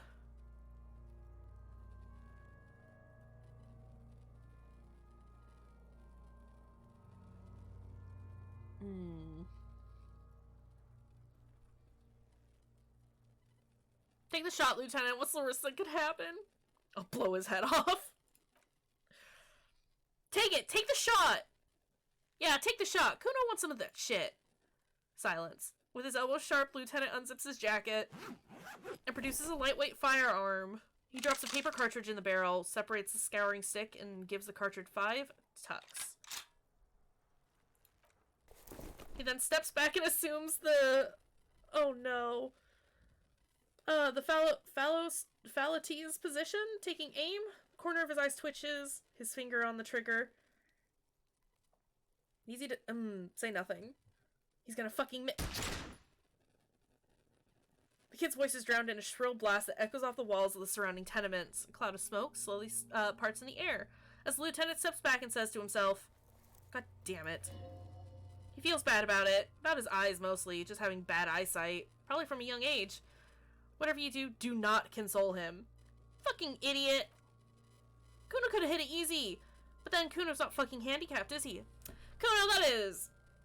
not okay. Try again, maybe? No, we're lucky as it is. We didn't break anything, and the victim remains uncompromised. He looks around at the windows, overlooking the yard no one saw. Just these dumb kids. It's fine. Any more mistakes could put us in an unfortunate position with the locals. We have eyes on us. I didn't do us any favors with that. What now? I have to say, it's beginning to look unlikely we can get him down without assistance. Can I have the gun? I should try. As bad as it is, us shooting firearms like punks. He pauses, then shrugs and proceeds to load the pistolet. Faye! Hello! Welcome! How are you doing? How is it going? Go ahead, I'm not stopping you. Don't lose it. Just don't lose it. He shines in his outstretched hand. You only have one gun? This is the sorriest pair of pigs Kuno's ever seen. Lurking like the little creeper I am. We appreciate it regardless. I'm doing well as well. Glad to know that you're doing good. Enjoying this game, making terrible decisions and doing stupid shit is good. I'm gonna take the gun. Oh god. Yeah, take it! Take it and shoot yourself in— oh no! Feel the weight first. Cold piece of bakelite and gunmetal is surprisingly light. Your finger fits right through the guard, instinctively resting on the trigger. Fuck are you waiting for, Kuno? Tell him to shoot— no! Kuno is silent. Aggression gathers in the air. The trigger feels delicate and ready to break under your finger. Point the gun at the belt. Oh, shit! Buckle comes into focus in your sights. You stand with your feet planted firmly in the ground and your left hand supporting your gun arm. I am so stressed out about this. Get out of here, you two. I hate these kids. Oh, no. This isn't mere boundary pushing. This is a true suicidal rage in the kid as she's provoking you.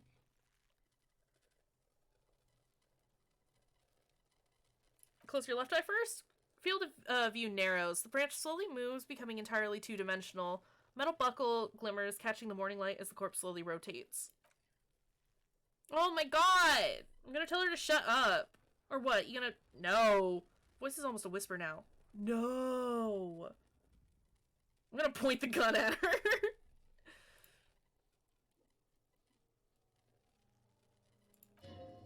You feel as though it would be dangerous to set this creature free to roam about the cosmos. Don't. You feel the lieutenant's hand on your shoulder. Do I try? Oh no! Why does it always come down to me killing people? No, we're not doing it. Fuck you, you little shit. Point the gun at the belt. Touch shit, copper.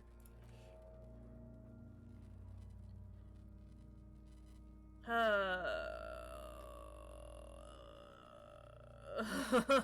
made it worse.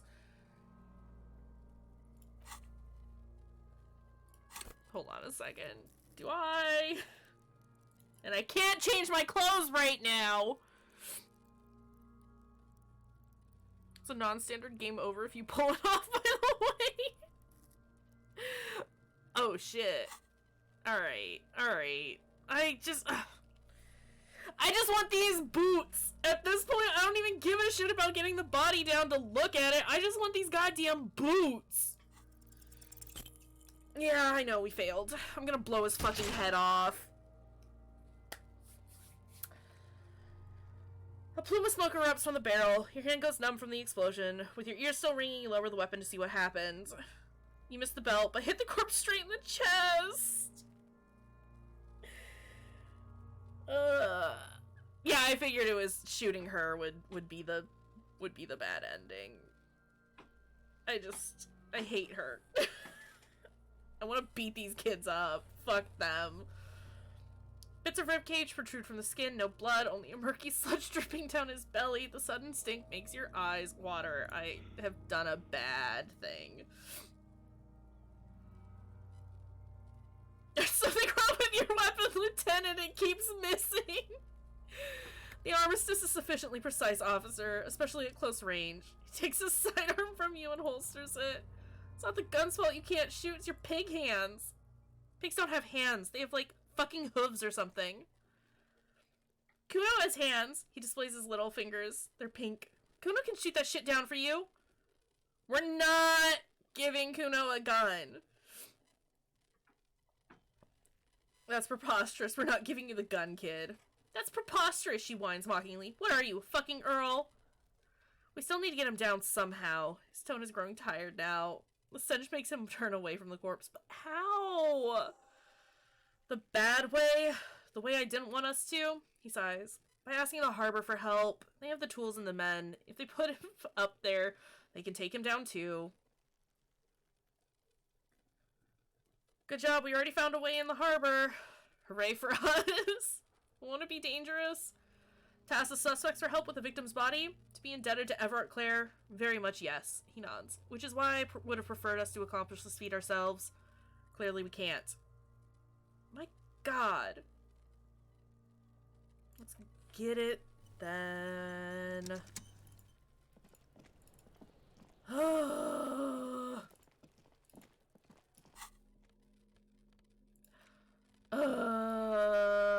Can I interact with this? Pattern still kind of has an ethnic feel to it, but nothing familiar. Who are you? Gone. What's the meaning of this tattoo? For you to discover, you've gotten as far as you will without assistance. Someone close to the victim might know. Okay. Okay. Find Morel, the cryptozoologist. Wait, can I pull the...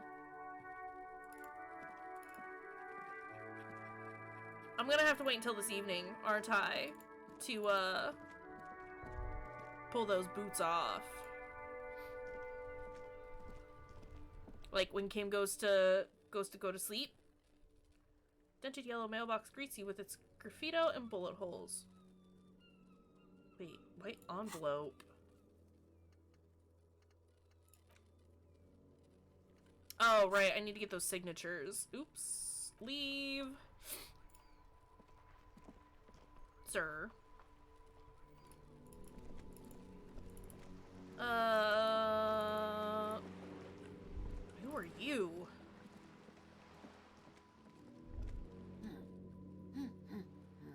See a sturdy woman humming to herself. She seems to be browsing books.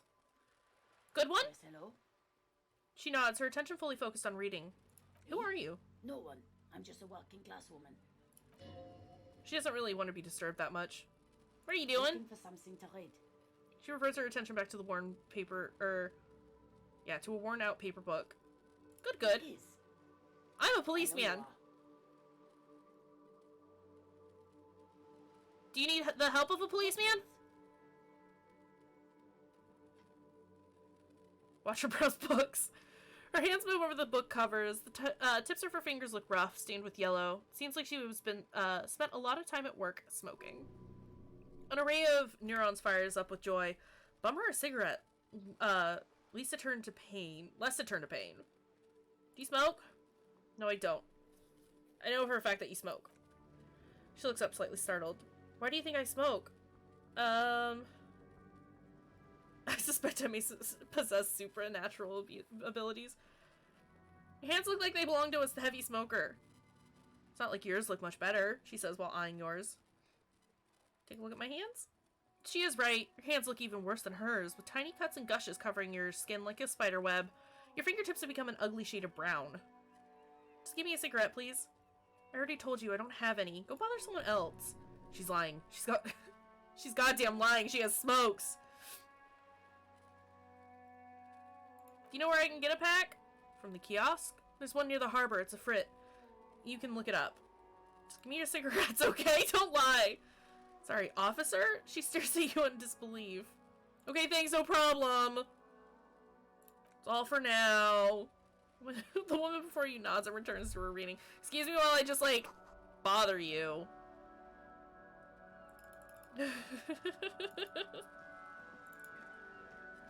I'm just gonna start harassing people now. Oopsies.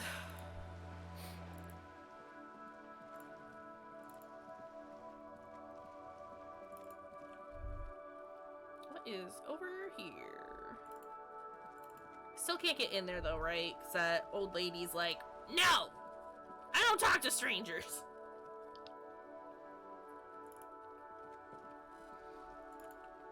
To which I'm like, lady, please just let me in. Please.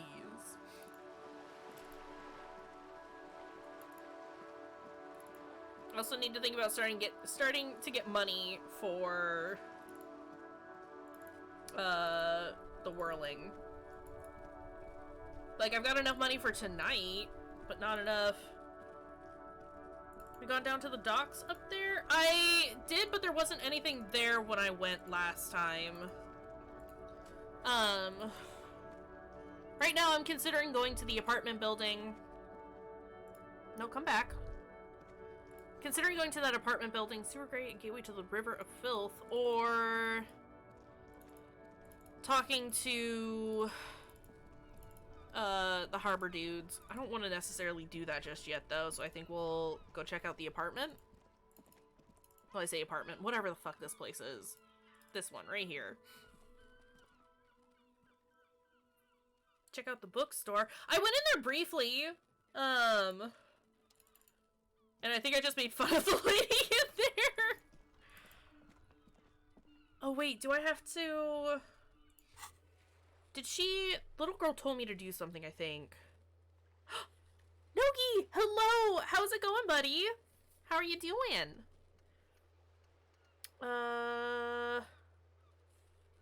Okay, maybe she didn't.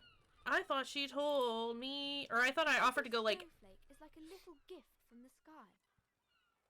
No, I remember. She... Every snowflake is like a little gift from the sky. She told us that the building was cursed, and I was gonna talk to her mom about it after I'd made fun of her mother.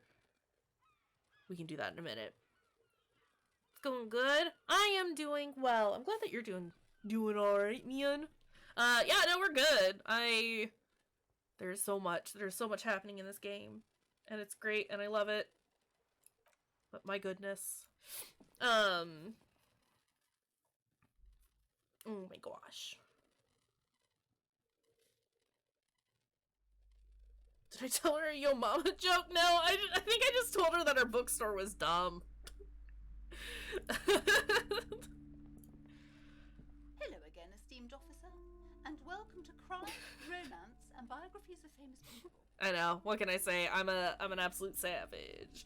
The girl outside mentioned that this place is cursed.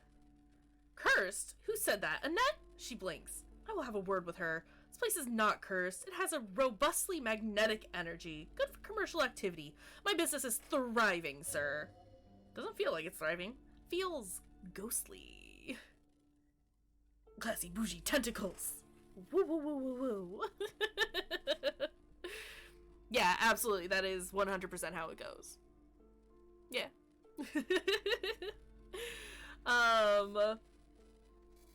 Your daughter's the one standing outside the store, right? Annette, yes, my daughter. I hope she wasn't slacking off again with her nose in science fiction. Tell me, was she at her post doing her job like a proper girl? Yes, of course. Wonderful. Did you talk to her? Yes. Great! On a scale of 1 to 10, how compelled were you to buy books after talking with her? Her opinion of her daughter depends, on how well she lured you into the store. I don't want to buy a book, but I like the girl. She was cool and nice, but you're a dick. 10, she's certainly very polite and helpful. My precious, her dedication brings joy to my heart. She's immensely satisfied with the answer. If you have children, I hope they turn out as great as my Annette. The way you're handling her strikes me as wrong. I'm here to dismantle the free market and abolish child labor. I did say I was here for communism, right? She rolls her eyes. You must be kidding. There's nothing like that happening. Depends. How much do you pay the kid? Good, sir. What does a young child do with money anyway? No, I save it for her as a fund. She's securing her financial future out there. Oh, I guess I was mistaken. Indeed. Her voice is decisive and sharp as a knife. Are we done with the jokes now? Yes, we've had quite enough fun here, right? And Tanner taps his foot. The way you're handling her strikes me as odd or wrong. Mind your own business, sir. Her posture becomes very rigid. In our society, people don't get to tell each other how to raise their children. It's none of your or anyone else's business. It'll change the subject. The woman before you scans the store, her shoulders rigid and tense. Every now and then she nudges her glasses. What if I want to buy a book? Then why are you talking to me? Everything is on the shelves to browse. Don't you feel compelled to buy anything? She fiddles with her pendant, then waves her bony finger directly at you. See those shelves there? Go. Be drawn. So what kind of books do you have? Everything is on the shelves. Take a look yourself. She nudges her glasses. The shelves compel you, don't they? Alright, I'll take a look then. She smiles and nods, seemingly relieved.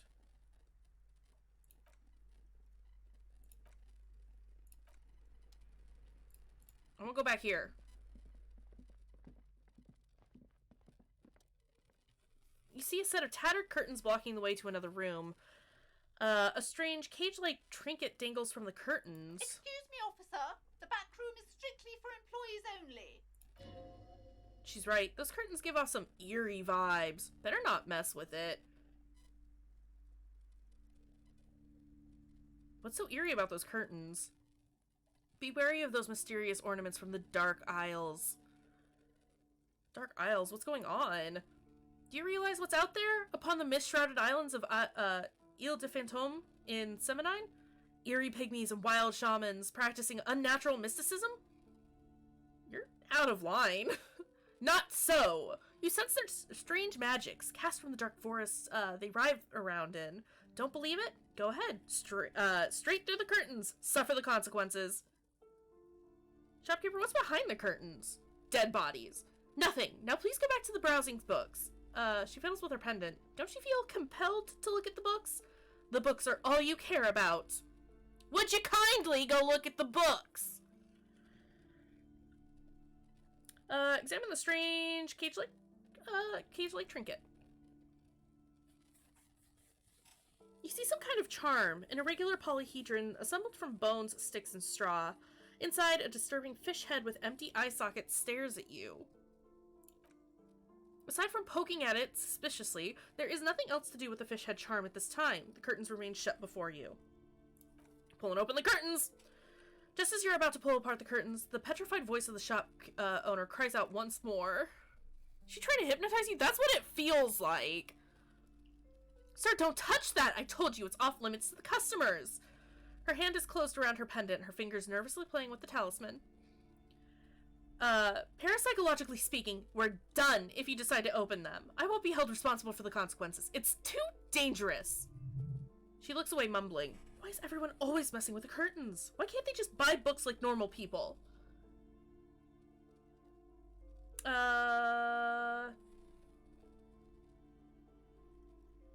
This is about the curse? That's why you're afraid. No, it's just a storeroom for the employees. I told you. Now please, step away from the curtains. She's almost begging you. Ma'am, this is different. I'm a police officer. I need to get in there. Why? It's not like anyone was killed there. She stops abruptly as her hand flies over her mouth, baffled by her own bluntness. I'm sorry. I don't mean to be so impolite. Just please don't go there. I can't allow that. You'll only make things worse and unleash the powers. But I sense this place calling for me. I must investigate beyond the threshold. You do? She grabs her pendant again, visibly shaken. My god, even more reasons to not mess with the curtains. Just step away, dear sir. I don't care, you can't stop me, I'm opening them! No! She raises her hand to try and stop you. Please just talk to me, officer. Come here and let's talk this through before you decide to do anything extreme. Lies, rip them open, we say. I want to rip them open, but Half-Light is constantly telling me terrible things. There is something mysterious about the curtains. Be careful. Inland Empire is a little more... I tend to trust them a little more, usually. Ignore the curtains for now. You said you're gonna talk to me about the curse, right? Let's fucking talk! Hello again, esteemed officer. Why are you so... Welcome to Crime, Romance, and Biographies of Famous People. Why are you so uptight about those curtains? I just want to know what's on the other side. I already told you it's just a storage room for employees. I don't understand why it's so important to you. Just let it go, officer. Go buy some goddamn books. You're supposed to be drawn to the books.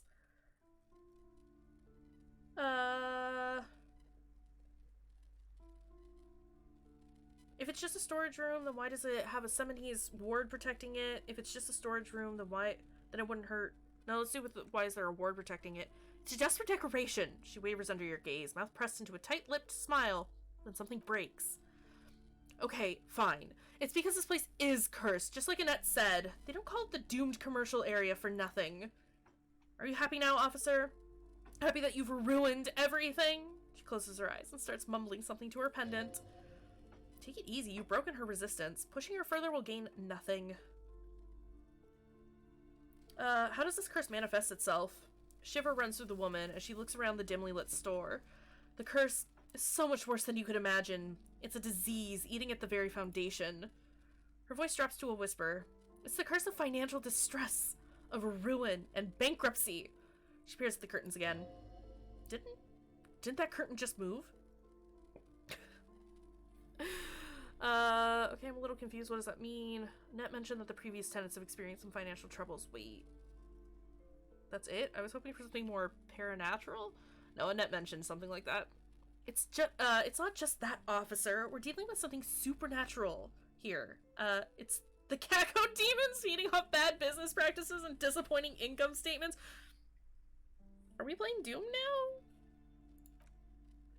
There's something wrong with this building. I can tell you. Ever since I arrived, I've sensed an eerie, lingering presence, as if I was unwanted here.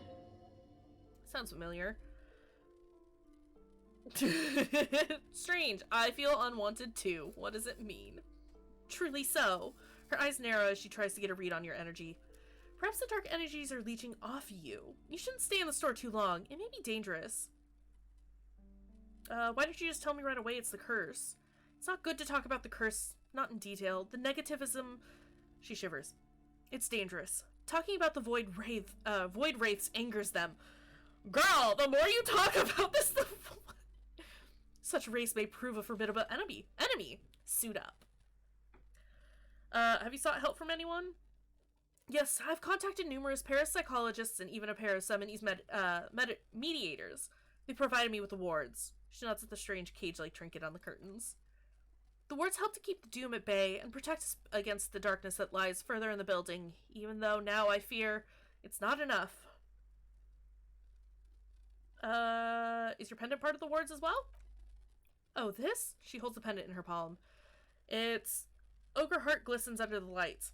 No, it's a special Himian amulet blessed by the desert pygmy shamans with a spell of compulsion. It's to compel people to buy books. There are numerous spells cast throughout the store. I had the books anointed with a different inducement spell, for example. She nods. It's guaranteed to boost sales 15%.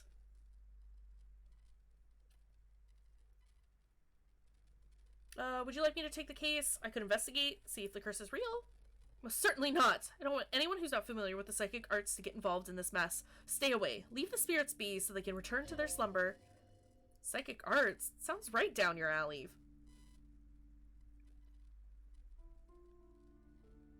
Oh, I get a -1 because I gave smart-ass parenting advice. Hell yeah! Slither up to her, you silver-tongued fiend. Show her what world-class, perfidy looks like. Ma'am, I came here to help. I've handled paranatural situations before. Are you sure? She looks skeptical. Don't think I haven't seen charlatans before. I've returned from the void, a paradetective from a long line of paradetectives. I sense the psychic emanations from afar. The sleeper beyond calls out. I've returned from the void. You're no paradetective. You look nothing like one, and you're clearly a drinker. Pardon me for being so blunt, but... Hey now, hey! Hey! Hey! You need to boost to focus, alright? Lieutenant keeps his usual stony calm. He silently picks out his notebook. Go ahead then, rock her world. He thinks. I'll compose some notes.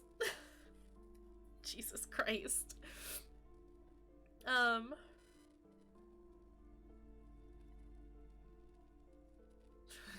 You see, it's necessary to drink the spirits in order to contact the void. I admit, I've had my share of drinks, but only because the spectral realm is parapsychologically taxing. How do you know all this? Here we go! Your words brought me here in the first place. The summoning blood also runs through me. I used to live in the shadowy isles. The wild wise men taught me their rituals. I'm the void revenant. I have the powers to de-bad all the bad energies. That's a very me thing, but also your wards brought me here. You're part summonese? Oh, it means our meeting couldn't have been mere chance. The hand of fate guides us. But I'm not the only one at risk. I have to think of my daughter. You're certain you can help us? Keep us safe? I won't allow any collateral damage to hit us. Sorry. No problem whatsoever. Your family is safe. The phantoms are no match for me. Just ask my partner Kim. He'll vouch for me. Lieutenant has not been listening closely enough. Oh, he mumbles in minor confusion. You've put him on the spot. Certainly so, ma'am. I can assure you my partner is eminent in this particular field. She shuffles nervously. If you promise, good officer, then... She pauses. You might be our last hope. Do you swear on it? Hand on your heart. On my honor. Thank you, sir. A timid sigh of relief, followed by a cautious smile. There's one more thing I haven't told you about yet. The entity. Now we're playing DBD. Do not act surprised. You know of these things, sire. Of course, the entity, for I have sensed its presence. You have? She gasps. The entity takes the form of a woman, a witch, probably. I've suspected that she must be connected to the curse ever since I first saw her. Did you know that she lives inside the chimney? Chimney, the passage between heaven and hell, of course. Yes, that chimney is part of the building's central furnace, and it's enormous. She's barricaded herself behind some metal security curtains. God knows what she's doing there. Some unnatural magic, I assume. She shivers. You should go find the entity and ask what happened to all the companies in the building. What is the source of this curse? Here's the key to the warded door behind the curtains. Take it. Oh, and please do not return to me after you've looked around. I'm quite anxious. Oh, do return. I thought she said do not, and I was like, you just want me to go in there and then dip? Alright. Do return to me after you've looked around. I'm quite anxious to know what she has to say about the curse. What you discover in there... Unbelievable darkness and ruin. A few more questions about? No, we've already got... Okay. Farewell for now, book peddler. Let's go! Forget the body. We're gonna handle this. Pull the curtains open. You see a dimly lit room full of dusty furniture and trash. A doorway stands in the back, covered in dozens of scary little Summonese wards, your shadow looming over it like an omen. A small, terrified "oh!" escapes from Placence as she tries her best to look away, her round face buried in her hands.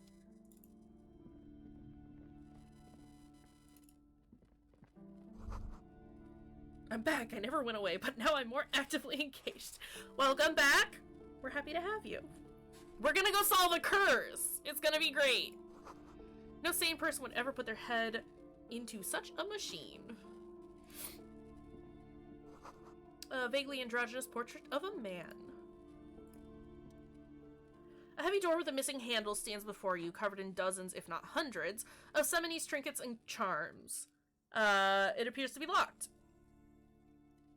Knock on the door? Only an echo. No one is here. Unlock the door with the key. I could try and break it down, but I'll use the key she gave me.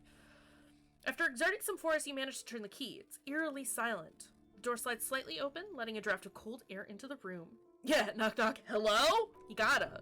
Them's the rules. Feel the tiny hairs on the back of your neck rise up, as if someone's standing right behind you. I mean, he's not right behind me, but Kim is kinda behind me. And an easy knot forms in the pit of your stomach. Touch the back of your neck. What is this feeling? Outside, the wind howls in from across the bay. The building at Rue de Saint, Ghislain stands like a matchbox on its side, with men inside like little wooden sticks ready to catch fire. Panicking woman squeezes the pendant around her neck until it leaves a mark inside her palm. A man, a few meters away, stands frozen with a key in his hand. Somewhere inside, a spider is spinning its web. Nope, I'm not gonna send Kim in first. We're gonna go in first. Because if Kim gets hurt, I'm never gonna be able to forgive myself. Hold on a second.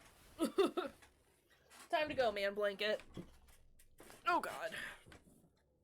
Wait, what is this? What is this place? Lieutenant stares at the dusty training equipment. Looks like a gym to me. Yes, but no one's been here in ages. He draws a stripe on the dusty floor with his foot. I doubt the electricity still works. We should find a flashlight if we want to go on. There should be one by Kanima. An eerie feeling rises in your chest. Let's go get the flashlight. Why didn't you suggest that before, Kim? Now this stupid lady's gonna think that we're being scaredy cats. Let's go get the flashlight.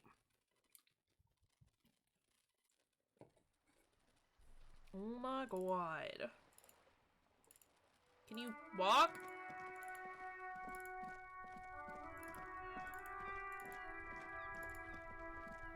Let's go! Inside you see a... Oh, no! Nope, I didn't... Sorry, Alice! Kim, what are we looking at? What is this machine? Pull out the toolbox! Hand-cranked flashlight. It's robust, weatherproof, and well-made. Police issue. Blue. Lets you see things in the dark you would otherwise miss. Can I go ahead and take all these other? We got the chain cutters. Take the red tipped pry bar. Okay. Cold and heavy like truth. Feel like you're reunited with truth once more.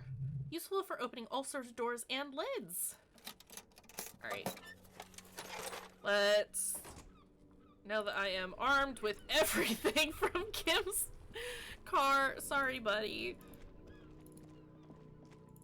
Now we can... go, do the thing, I suppose.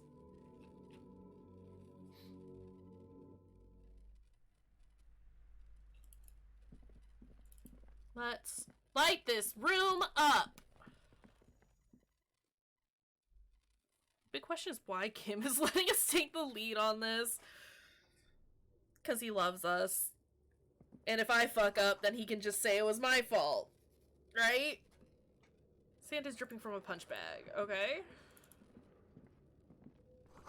Poster says, Sidious Fortis, the rest is worn off. I don't know what that is.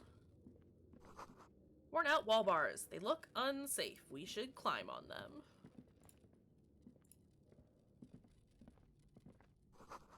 The hallway's blocked by old window panes and debris. Kim, what you gotta say? It's dark. Lieutenant states the obvious. And the flashlight works a lot better if you hold it in your hand.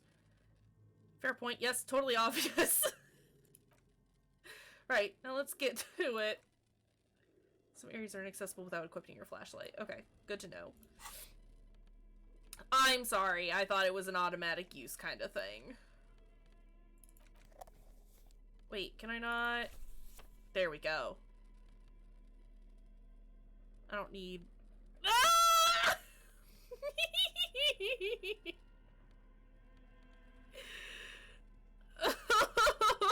This is beautiful. Okay. We're good. Everything's good. Slowly playing this game too and planning my week and thought I'd come watch you play. Gratium, thank you. I really appreciate it. I don't know how far you are into it. I'm only on the second day and I adore it. It's so good. But hello, welcome. Thank you for joining us.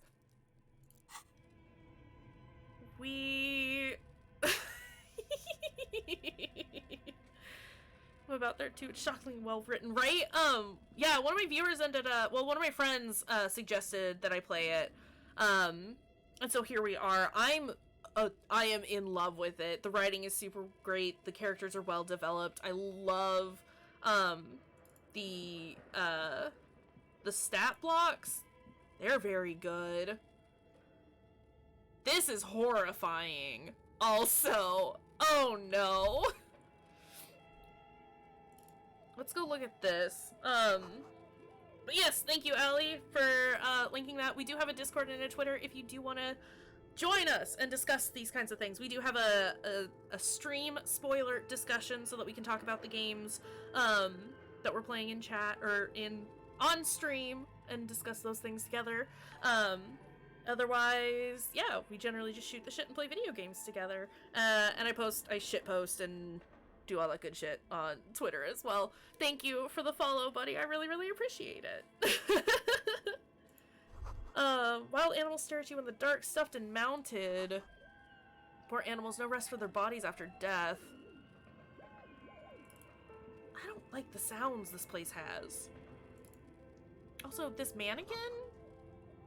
Airship rotors covered in spider webs. They remind you of blades. I mean, aren't they referred to as blades? Kim, you can't move that quickly behind me, my dude. Naked mannequin torso, a strange yellow color. I'm gonna regret not having a gun, aren't I? Blue velvet, soft to the touch, moth bitten. Hey, bunny! Worth. Everything is worth now. Production schedule, filament memory. Wait, what is this?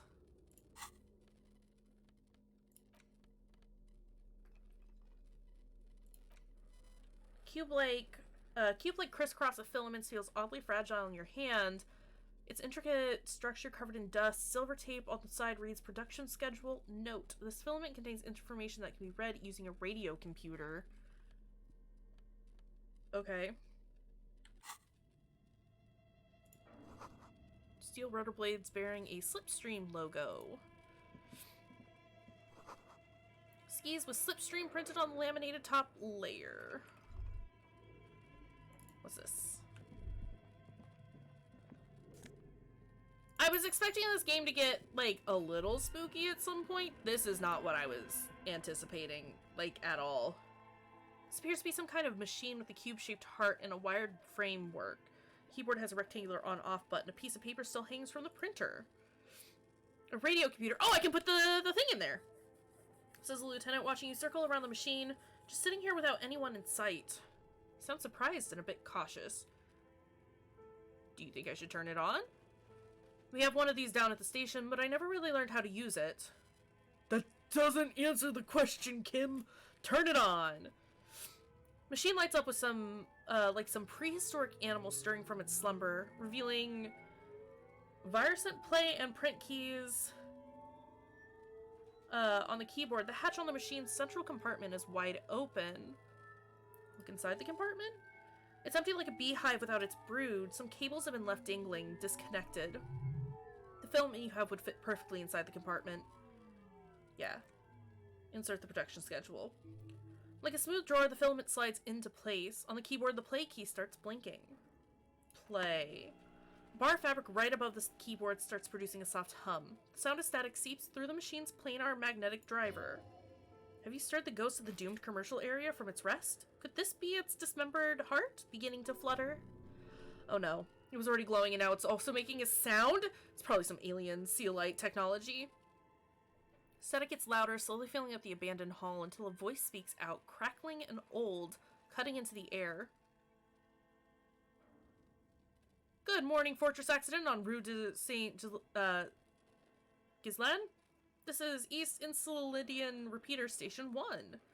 Please repeat. Is this the production schedule? What's the production schedule? Film me you've inserted into the reader. You mean that glowing thing I put inside? Oh, right. Thanks for the explanation. That was a question. Have you inserted it into the core? Yes. Good. Please repeat the password. You should ask her for a hint. A password? I'm really bad at passwords. Can you give me a hint? No. This is the police. Please open this thing. The voice recites, I'm contractually obliged to protect the privacy of the filament holder, Fortress Accident. Without filing a warrant with Lintel, I cannot give you access to this filament. I'm afraid we're not doing that, unless we want to wait for a month. Now, can you please repeat the password? The voice of the machine asks again. She sounds cold in the damp air. I don't know the password. Received. I will register this login attempt. That sounds bad. A login attempt. Something a criminal would do.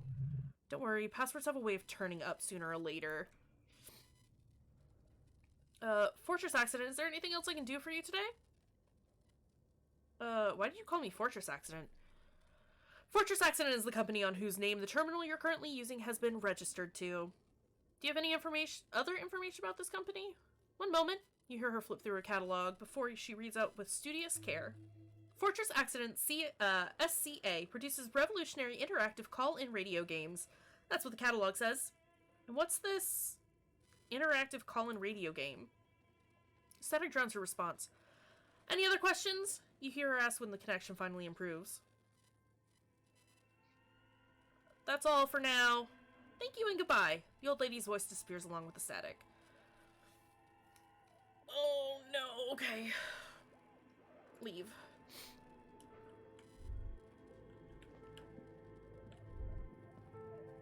What's this? Scribbled across the note, developed as the most advanced RPG in the universe. Is it though? That's what they all say. This old fireplace is covered in lines drawn in blue and red marker, the mesh spreading over the stone like blood vessels on alabaster skin. It looks ghostly and strangely ancient. A diagram for summoning some time-forgotten being? The symbols seem very esoteric. What am I looking at? Radio frequencies, it seems. UKV 123.6, UKV 123.7. Some written notes too, sparse and cryptic. Radio frequencies for what? Unclear. It looks like a cardiovascular system split into veins and capillaries. Very advanced. So we're dealing with something medical here? This must be an elaborate piece of art. Of course, the anatomy of the curse. So we're dealing with something medical here? You think so? The web is comprised of radio stations. All lead back to one red heart titled The Game Master Frequency. A note says, this one can listen in on any station at once? Looks like a surveillance program. If it's a game, who's playing? Whoever decides to call in to a call station, it looks like. All of this gone, left unrealized. My god. The lieutenant leans closer, his finger tracking the maddening rhizome. It's as if the less money they had, the more ambitious their project became. Why do you say that? The schedule. He nods at the calendar on the chalkboard, wiping his marker-stained fingers clean. I know doom when I see it. The company was running out of funding. What else? Nothing. It's just lines on marble, an echo from time long gone. No one has used the fireplace in ages.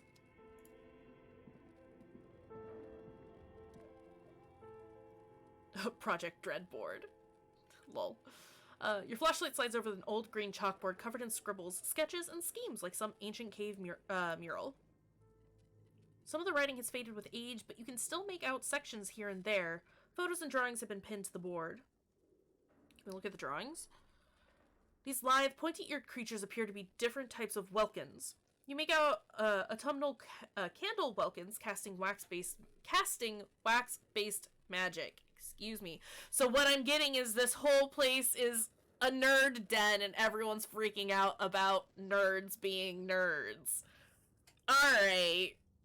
Got that good satanic panic from the 70s and 80s coming back. Translucent welkins with organs shining under their skin, and even ether welkins, hailing from the vast emptiness sidereal space. Am I wrong? Am I wrong? Who are all those creatures? Fantasies of a tortured, feverish mind? One of the Welkins, towering among the rest, appears to be different, however. Examine the Welkin, this is important!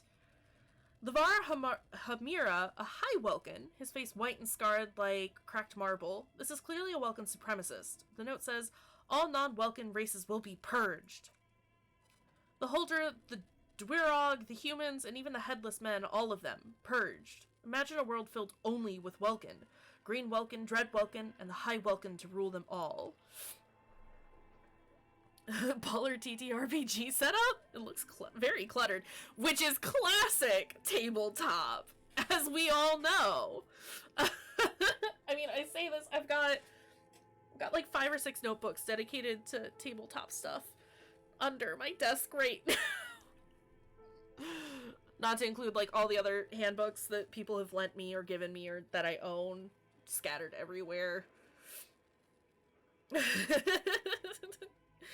I want to play D&D again. I miss it. Allie, when are we gonna start again? I need to look over Dungeon World stuff. Oh no. Alright. Lieutenant can't help but comment. An inordinate amount of time has gone into drawing these little Welkin creatures. Alright, this section is gonna call us all out real hard here. Who are these creatures? Who drew them? Are they real? I have so many questions. You were pre-planning last night while you were jiggling cats. I had to jiggle some cats, okay? Calico is delightful. Alright. I'll look over stuff. The next time you need to plan more, let me know and I'll stop jiggling cats. I guess. One of them is a Welcome supremacist. Well, this has been very educational. Let's move on from Welkins. One of them is a Welcome supremacist. Political commentary. That one has a great beard, too. Lieutenant nods at the Welkin's facial hair. Why would anyone spend this much time on this? Some people really like building a world, I think. Even if it's just for a game. This is also ridiculously just meta, and I hate it. Who are these creatures? Who drew them? This looks like concept art for a project. It's not really real. Well, this has been educational. Let's move on from the Welkins. Just look at those details. So much effort. And for what? Oh, God. Inspect the photos. Photo collage depicts barren, icy landscapes wrapped in perpetual night. You see permafrost and glacial landforms, dead trees groaning under the snow. Entire oceans have been frozen from shore to shore. There are pictures of settlements on dried-up riverbeds abandoned in a storm, animal corpses in the dark, carcasses and bones. Albeit dark and cold, this vision also feels cozy in its own way, like eggnog or morphine, a much-needed respite from our own world. A pinned postcard reads, The Heat Death Scenario. A desperate fight for geothermal energy engulfs the world as Whirl becomes untethered from its sun, drifting through the universe. Inspect the schedule. This is a monthly calendar from the year 50. Cryptic words like sprint, daily minimum, and GPI span the marker-drawn grid, the grand scheme of production and money. Everyone is constantly teetering on the edge of the abyss, an abyss of production. These squares look orderly, but beneath them is chaos, worry, pain. Keep reading what happened. As time goes on, the numbers in the boxes grow rarer and rarer. The board becomes an empty snowfield in the final days. Only failure and regret dwell in this region. The lieutenant looks at the frigid ice field of nothingness and concludes, looks like they didn't make it. A note on the bottom left corner of the chalkboard says, see the production schedule filament for details. Inspect the notes. Handwriting is only partly legible, but you can still make out 3 slogans. Call in, tune out. Rural untethered, and heat death of the universe. Outside, a cold wind wraps the building in its bosom. Snowflakes in the wind. An old woman passes what the locals call the doomed commercial area. She tries hard not to look at the bookstore windows. It's unwise. So then, wait, hold on. Kim, Kim, stop moving. Kim! Okay. What do you think is going on with that computer, chalkboard, and fireplace? Someone tried to exercise the curse using technology. It looks like an undercover counterintelligence program. It's just a failed business. The only question is, what the hell were they making? Yes, that is the question. Lieutenant takes a step back, steepling his hands. They were making a cool-ass RPG! Looks like one of those popular pen and paper role-playing games, only these people were trying to automate it, make it work on radio computers. Utter madness, he thinks, as a compliment. How are they planning to do that? Through call-in stations? He nods at the fireplace. None of the players have to be physically present. Anyone in the world can participate in the game as long as they have a two-way radio. Us playing D&D through Discord! And there's the Game Master frequency that listens in on the smaller call-in stations. I think that was supposed to coordinate the stories, functioning as a master of ceremonies of sorts. His fascination has swept aside other concerns for the moment. He's a little hooked. Of course, Kim is a fucking nerd. Has anyone ever done this before? Not to my knowledge. They make automated games in Grod, Messina, Koningstein, you know, places with industry. But I don't think anyone has attempted to create an inter-isolary game before. We just don't have the technology. And this was a role-playing game? Indeed, those Welkins are a dead giveaway. He points to the chalkboard. Role-playing people love that stuff. The world looks like a modified version of the Whirl board game, with heat death thrown in. What do you think happened to the company? No idea. They stopped filling out the schedule on the chalkboard. How? Indeed, it's ambitious and untethered from reality, but Lieutenant tilts his head, thinking,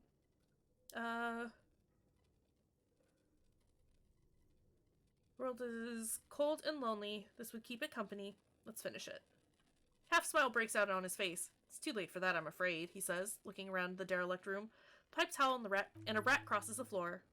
Okay, he concludes. Let's keep moving. Well, we know the password now, right? Like, it's whatever that note was talking about?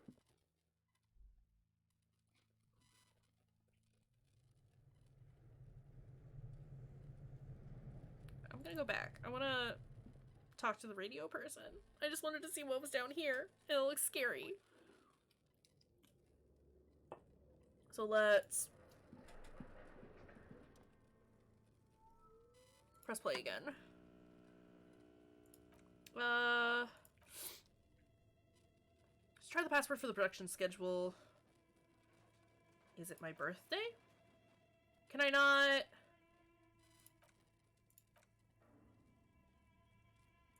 Are you a machine or are you alive? Yes, I am alive. I am 74 years old and my name is Yvonne. Lieutenant whispers into your ear. She repeats passwords. Program people are all paranoid. Okay, but where are you? How did you know where I am? I work as a repeater at the East Insulindium repeater station. It's my job to know where you are, Fortress Accident. As for me, well, some static. Then, I'm sitting in my cubicle surrounded by a wall of radios. On an island on the river of Esperance, a small woman, all skin and bones, sits in a room filled with audio equipment. Thousands of tiny lights are reflected back from her prescription lenses, like stars in the dark. Doesn't it get lonely sitting there all by yourself? Doesn't it get lonely doing this job? Lonely? For the first time you hear her chuckle through the rustle of static. Why would it get lonely? I get to talk to people all day. That's why she does this. Now, please, tell me if there's anything else I can do for, Fortress Accident. That's all for now. Thank you, goodbye! Press print? Nothing happens. Okay. I guess we're going to the terrible, scary basement first. Also, what time is it? Alright, we still got, like, 45 minutes to mess around. I definitely stopped paying attention to the time there for a bit. Oh! More money! And meds. What's this? Wind howls from the coal chute above. Okay. Is that a fridge? You see a terrifying ice bear with a strange compartment in its belly. The door is covered in frost and the bear's eyes are glowing red. The ice bear is a hyper carnivore. Be careful. Crack open the door. A gust of freezing cold air rushes to greet you. You hear a low grumble as the bear regulates itself.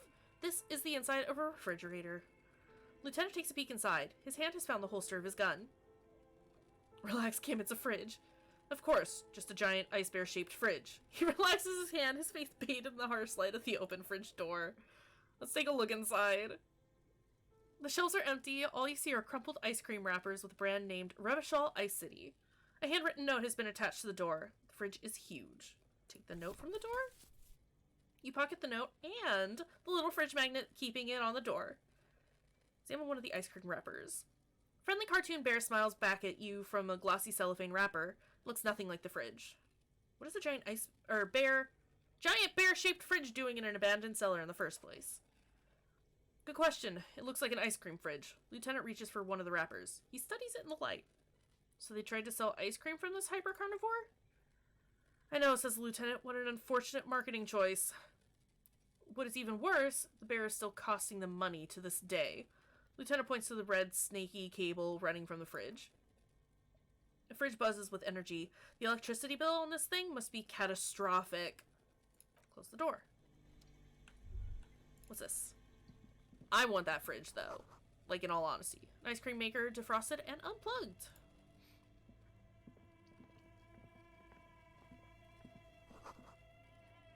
Holy shit, this is never ending. Flashlight casts a strange shadow. There's a hidden doorway here.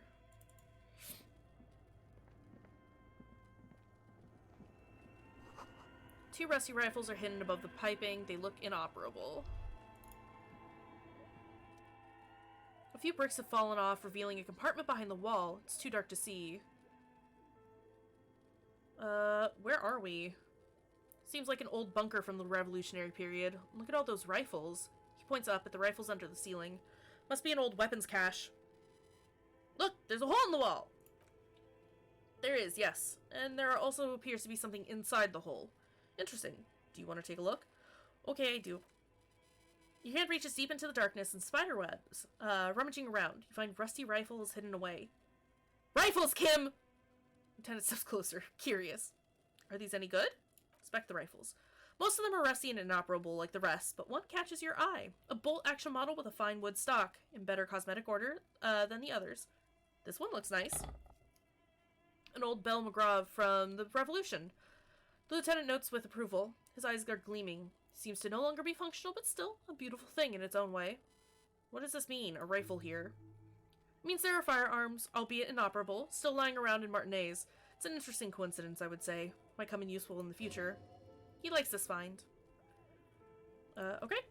Cool. Is that a thing that I can sell? Oh, not for much. Can I interact with you? Note is written with a blue pencil on a piece of lined office paper. Kitchen magnets have left spots on its surface. Does it say anything interesting? The lieutenant leans closer to read the crumpled note over your shoulder. This is tangential at best, but the lieutenant's detective instinct is still active. Read the note. Hydrate reminder from Allie! I can do that. Thank you, buddy.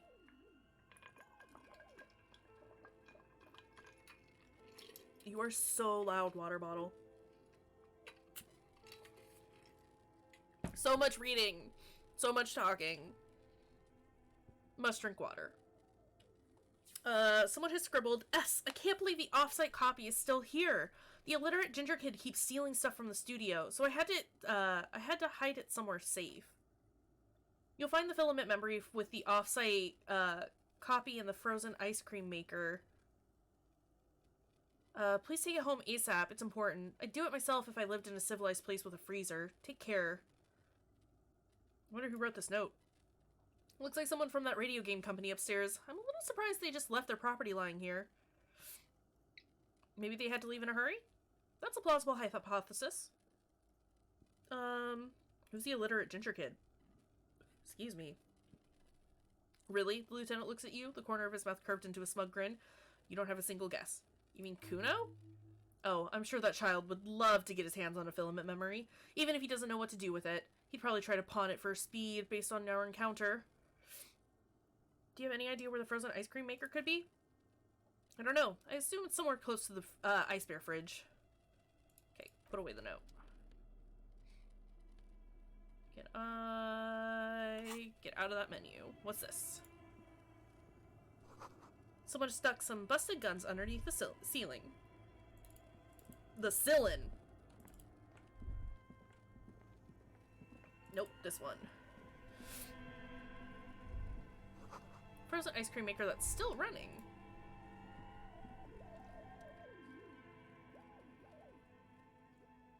The orange machine is buzzing like an old submarine. It has a hand-cranked ice cream churner on top and an electric freezer that appears to be frozen shut. Try to crack open the lid. You slip your fingers under the frozen lid, but the ice is too cold for you to get a good grip. A pry bar would come in handy here. Good thing I grabbed one! If you want to try again, then you need to have the pry bar in your hand, detective. Maybe you should just let me equip stuff when I need it. It's in my inventory. My goodness. Gimme. Grantium, thank you for the pronouns, please. Redemption. Anyone who is in chat and would like to share their pronouns, you are more than welcome to. There is no pressure to do so. But awesome. Grantium's pronouns are he and him and his. Odd Moose uses she, her, hers. Obviously, I'm Kayshurrr. I also use she, her, hers. Yeah, it's one of those I like to. So I do identify as a member of the LGBTQ community, and I do like to try and keep our happy, wonderful little community as inclusive and accepting and wonderful as possible. I happen to have had those my whole life, but many people I love have had theirs change with time.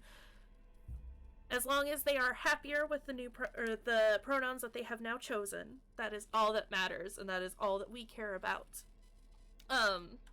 Yeah, that's our whole thing. We just want people to be happy and themselves. Physical instrument. Oh no. Hold on.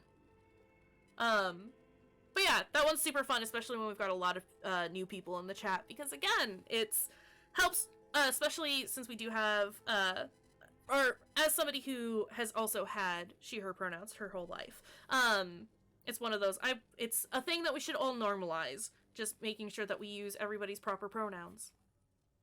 And it's like, I don't even like calling them preferred pronouns, because that makes it sound like it's a choice to use somebody's pronouns. And it's like, no, I want to make sure that I am being good to my folks, everyone who's here. Let me just not know how to speak all of a sudden. But yeah, that one's super fun. I like it.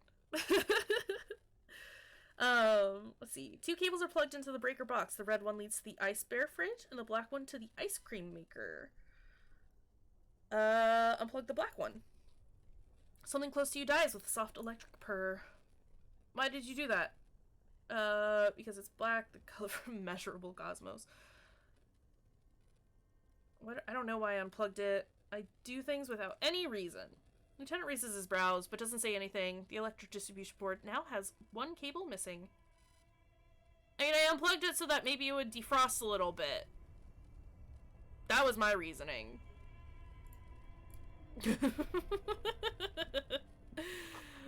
Intercom wires running into the breaker box. Ooh, give me this. Insane mesh tank top!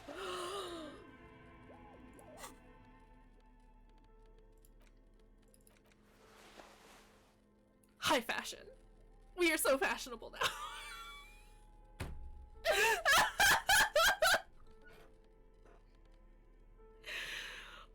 Oh, why is it so... Sorry.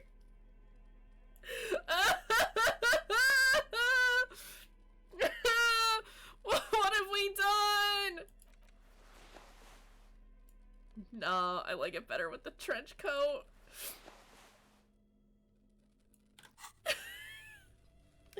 That is what we call in theater a design choice. I have made choices today, and they have been nothing but great. Oh my god. Oh no, what have we done? What have we been allowed to do?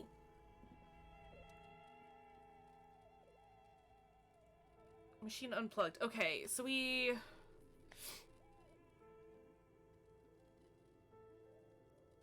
We don't have a very good chance at doing this, and I don't want to break the pry bar, which I'm afraid is what will happen if I don't... if I fail. So we'll leave... We will come back. We will come back in a bit. I don't know why they would break my pry bar, but also I don't trust anything. Oh. Oh, okay. Okay. Is there... What else do we have? Items...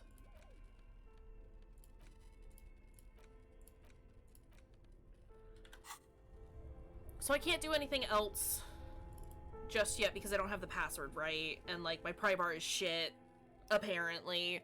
So we can't bust open the ice cream maker. And I don't think there was anything else down there, was there? I'm just gonna keep going in and out of this building. Constantly.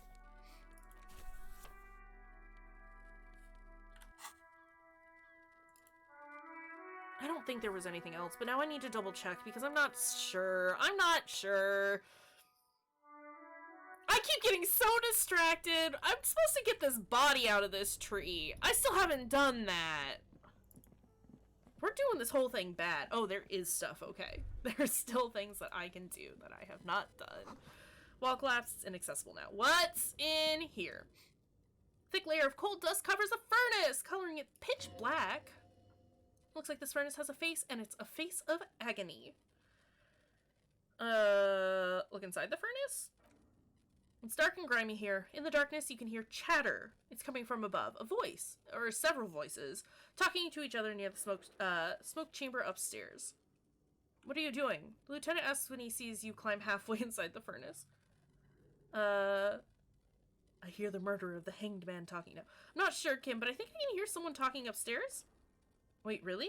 He looks up at the ceiling. We should investigate, see if someone's upstairs.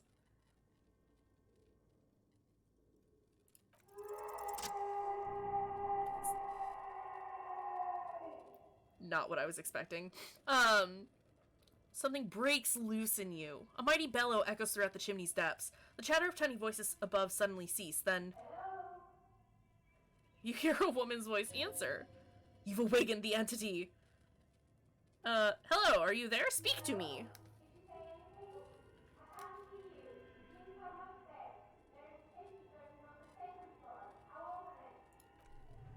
You hear a low rumble upstairs, the sound of a curtain being pulled aside. Lieutenant nods and points upstairs. After you. Okay. Where are the stairs? These stairs? These stairs.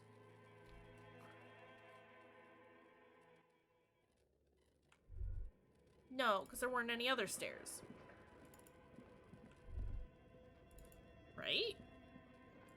Or were there? Am I just really bad at remembering it? Oh my god. I am very bad at remembering anything. Alright. Shoes in a puddle of melting snow. Can I take them? Can they be my shoes now? What's this? The Delta 51. Here? Oh, hi, person! I'm gonna look through your shit real quick. This tray is full of dice, colorful polyhedral dice, hundreds of them. Heaven. Candy dispenser has been repurposed to contain thousands of dice. Heaven! I'm in heaven. Hi, Nia. I love you. Bird-like woman sits on a throne of tools with emerald light shining through her hair. Try knocking on my window? I must have missed you. I've been listening to my Melius. She taps on her headphones. So what kind of die are you looking for? I love her. Could this be the malicious entity? Perhaps it's wise to go along with this masquerade for now. Inland Empire, shush. She's got a direct view to the backyard. You should interrogate her about the lynching. You must have me confused with someone else. I haven't knocked on your window. Why are you asking me about dice? Then No. how did you get inside? By the south entrance? She blinks. You know what? It doesn't even matter. What matters is that you're finally here. Let's talk dice. Did you have something specific in mind? Hold on. What do you mean by milieu? Yes. A milieu is like a calling station. You need a two-way radio to access one. That's why I have these. She pats the headphones on the table. Mostly, they just teach you to swear in different languages. But some of the stations can be quite interesting. I was so absorbed, I must have missed you knocking. Why are you asking me about dice? I'm a novelty dice maker. Tell me the name of your role-playing system and I'll make the die you need. That's why you're here, yes? I want to be her best friend. As she speaks, her bone-like fingers fiddle with a ring. Her bone's light, but her hand's strong.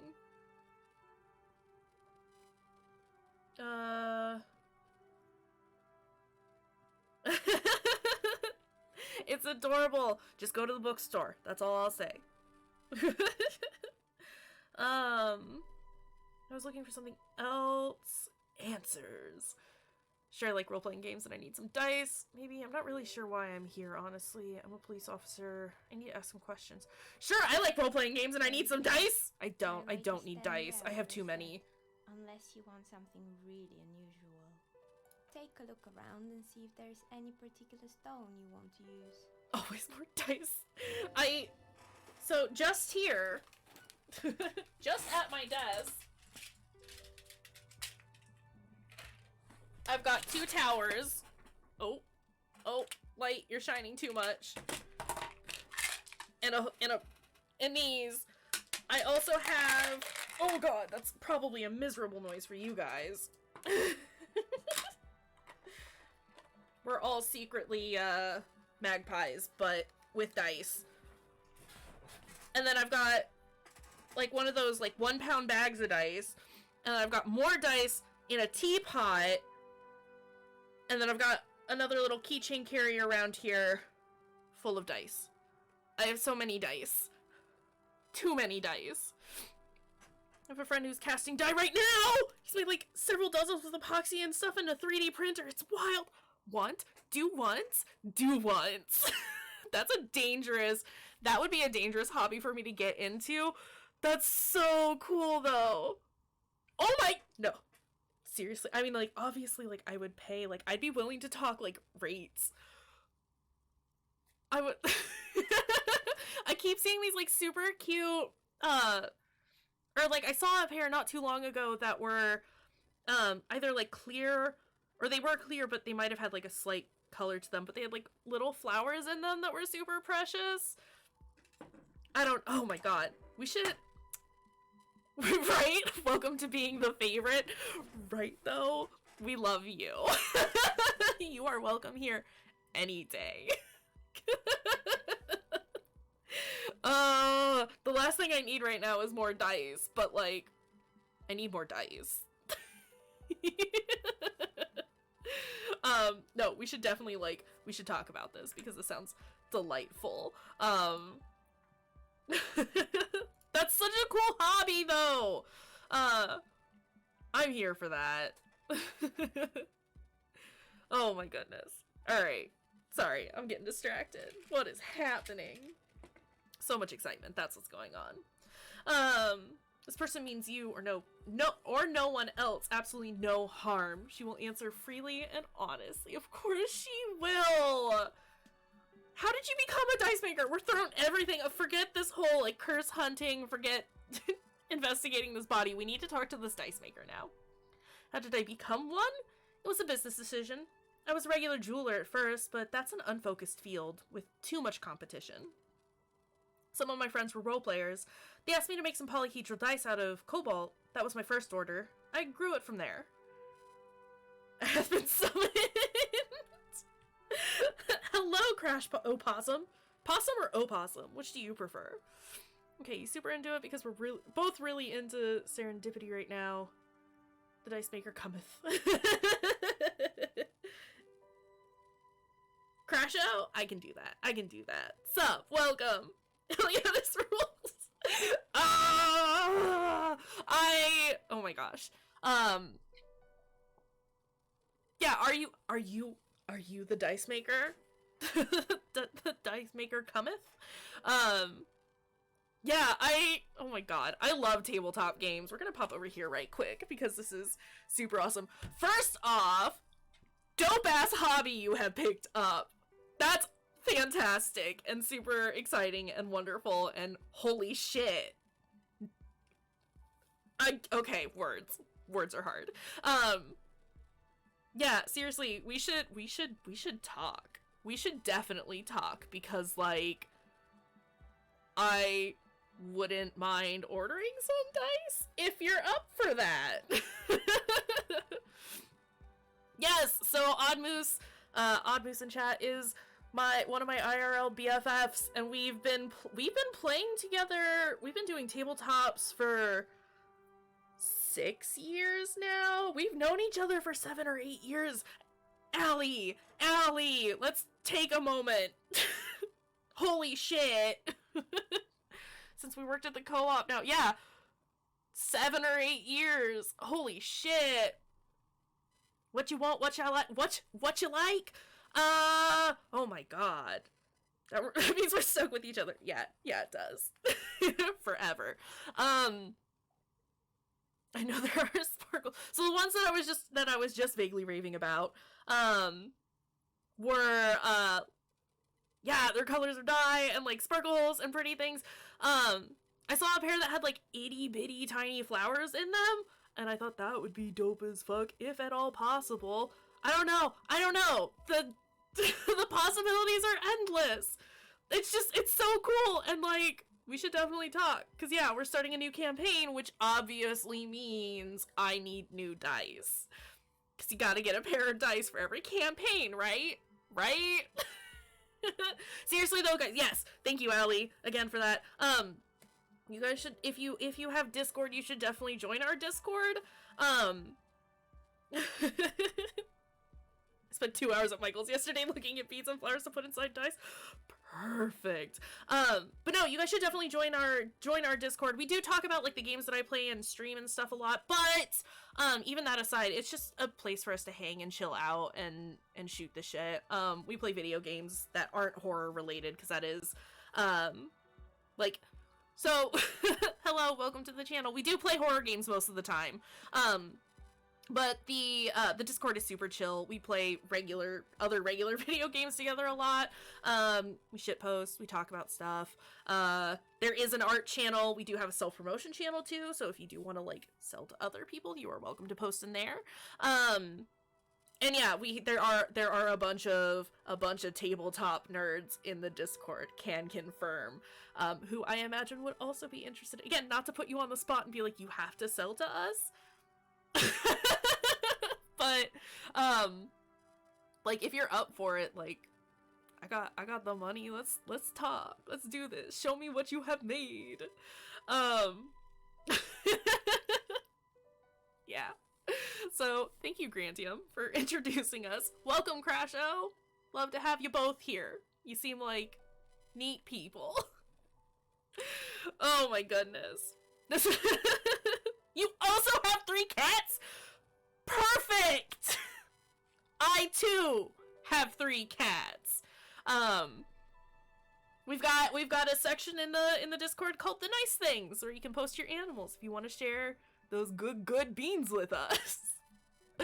No, this is great. This is super wonderful, and I love the fact that, like, it's good. It's good. This is how we connect with people, and this is wonderful, and I love it. Give me that good serotonin. Ducky Kevin from Up and Archaeopteryx? Is that how you pronounce that? And Allie wants a kitty trio update. I can give that. So for starters, because we got new people here, and she is kind of awake. Come here, Beep.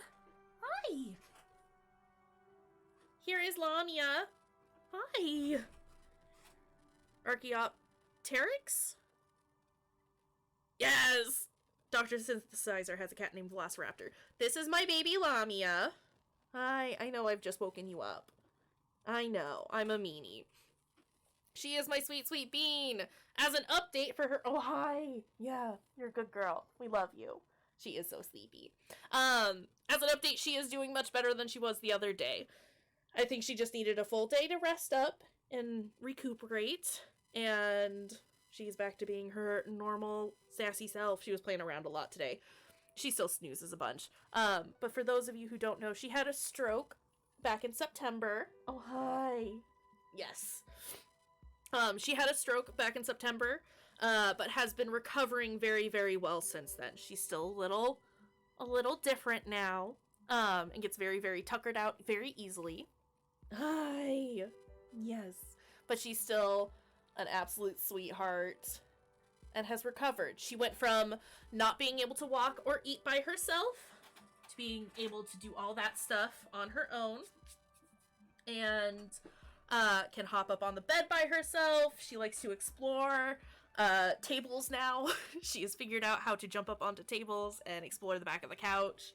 Yeah, it was very touch and go there for her. I want to say like 2 months, probably 2 months. It feels like it was ages. But we didn't know exactly what was wrong with her at first, and that was really scary, but I wanted to make sure that I could help her get back to, you know, what is that? Good living conditions? Is that right? Having a quality of life. That's what I'm trying to say. And we've gotten there, haven't we, Lamia? My little stinker. So she was very, very lethargic the other day, and I was starting to get a little worried because she just, like, slept on the bed all day. She didn't even, like, come out to say hello to me, which is very unlike her. But she's back to being fine. I think she just needed a day to completely rest and recuperate from the couple of days that she was, you know, having her flare up. Devo is also doing very, very well. He was keeping Lamia some company when she was kind of down and out. And that helps him a lot with his anxiety. So he's been super happy and wandering around the house all day chattering at people, because that's what he do. He is also a black cat, and he's super sweet. He is baby. He is the definition of baby. And he cries a lot, but he's my sweet, good boy. But deals with a lot of anxiety, specifically in regards to separation from me. He gets very, very anxious when I'm not around a ton, which fortunately has not been happening a ton with, you know, the pandemic going on. As for Farley, King Farts, he is our giant, magnificent, near 20-pound Maine Coon boy. He's got that good himbo energy. He's a big ol' sweetheart. He's been doing pretty alright. He's been coming back upstairs and saying hello every once in a while. I think he had been getting really, not aggressive, but even more food fixated than he usually is with Lamia's food, and so I had to chase him out a few times. And because of that, I think he kind of didn't want to be up here because I would get mad at him. You know what? He might be hunting as well. It is that time of year where the mice are starting to come out. So he's probably doing that as I think about that. Look at you being more smart about my cats than I am. But he's been coming up and saying hey and being super cute and lovely and adorable and precious. But yeah, he's doing good. He's still that big dumb idiot that we adore. But that's an update on all the cats. Thank you for that, Allie. He is a fierce hunter, and he do gotta do his thing. And we love him for it. But yes, so that's an update and an introduction to all the kitty cats. But yeah. If you guys have joined the Discord, fantastic. Welcome. We love you already. Let's see. We have 13 minutes until the end of the stream. I want to get through a little bit more of this before we call it quits. So we're going to press ahead. Novelty Dice Maker's dialogue is inaccurate. How did I become one? It was a happenstance. I wondered if I could do it, and I could. And of course, it was because I needed Jurassic Park Amber dice. Thank Thank you, Allie. I was about to make the joke. Life, finds a way. Beautiful. I mean, you gotta find a way to fix it. And thus, you became a dice maker. I love it. Do you like role-playing games yourself? Not especially. I like working with rare materials and a steady pay. And role players are customers. They're nice people. Yes, we are. She's thankful for the security they provide her. What do you know about the man who was lynched behind the whirling in rags? Nothing, really. I didn't know him. Who cares about the dead body? We might be dealing with a malignant entity here. Inland. Chill. Lieutenant looks at his notebook, then the woman under the large window. Your window looks directly onto the courtyard. You're saying you didn't see or hear anything unusual last Sunday evening? I'm sorry, Detective, but as you know, I usually have my headphones on when I'm working. It shuts out most of the daily ruckus behind my window. What do you mean by the daily ruckus? Well, there's always something going on in the Whirling's backyard. She stops to try and come up with an example. During daytime, there are usually those kids, and lately I've been seeing a lot of drunk workers hanging about. Must be because of the strike. She's not sorry to disappoint you. Informing on someone in a murder investigation would intrude upon her focused existence. She looks up at the window. Pale light comes in. But I never saw anyone during that fateful Sunday night, I'm afraid. Do you often work Sunday nights? It's an odd profession, making dice for people, but I like it, and I prefer doing this to sitting at home. And you never took your eyes off the work to look out the window. I might have, she admits, but in this case, all I would have seen is my own reflection staring back from the darkness. It's really hard to make anything out in the yard when it's dark outside. Besides, I rarely get up to look out the window when I'm in the zone. The zone. Alright, I see. Thank you for your answers. Just because there's a lot of Venn diagrams, diagram serendipity going on, Hellion Prime is a science metal band with a song about dinosaurs called Life Finds a Way. Alright, give me a hot second to pull this up, because I am here for metal bands. There we go. I will save that for... Wait, shit! That's, their lead singer. She does voice hacks on YouTube, doesn't she? What the fuck is going on? Why? Alright. Things are coming together, and this is dope. Our Venn diagram is now a circle, right? We've got the circle over here, and this one, it's the same now. Alright, cool. I'm gonna just take this as good signs. It's gonna be a great week. I'm concerned about a nearby improbability drive malfunction. Right? I'm not gonna think about it too much. We're not gonna think about it too much. We're just gonna accept it and roll with it while it happens, and then... And things will change or be different as they need to be, but, like, we are good. Oh my god. Alright. Well, I've got that pulled up so I can check it out later. This is definitely starting to get a little spooky. In a good way? In a good way. Alright, she nods. Hey, where are we anyway? What is this place? We're inside the chimney of an old central furnace. It's strange, I know. She looks at the ruddy bricks that make up the walls. Even though they've been repainted, there are still signs of coal black soot here and there. But when I arrived here, all the other rooms were taken, so I had to build myself a makeshift home. Besides, I don't really have to pay any rent here, so that's a plus. Placence was right. There's an entity living in the chimney! You should ask her about the curse. Creative. The lieutenant looks around the spacious room, its ceiling fading into shadows above.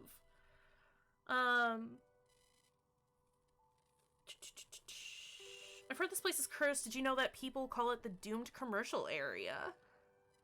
I've heard the stories. She nods. It's a wind hauls in from the furnace shaft above. But I don't think those stories are true. Wait, how do you explain what happened to the other companies then? It's just capitalism, she shrugs. We only hear about tales of success, so it's often surprising to realize how many ventures actually fail. Facts. Placence is the one who sent me. She's convinced that the place is swarming with malicious energies. Placence, the bookshop lady? She raises her brows. I've heard that her business is doing rather well. Have the energies spared her somehow?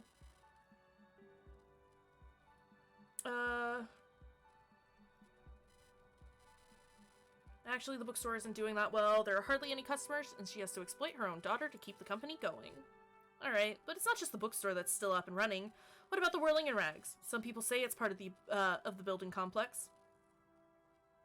I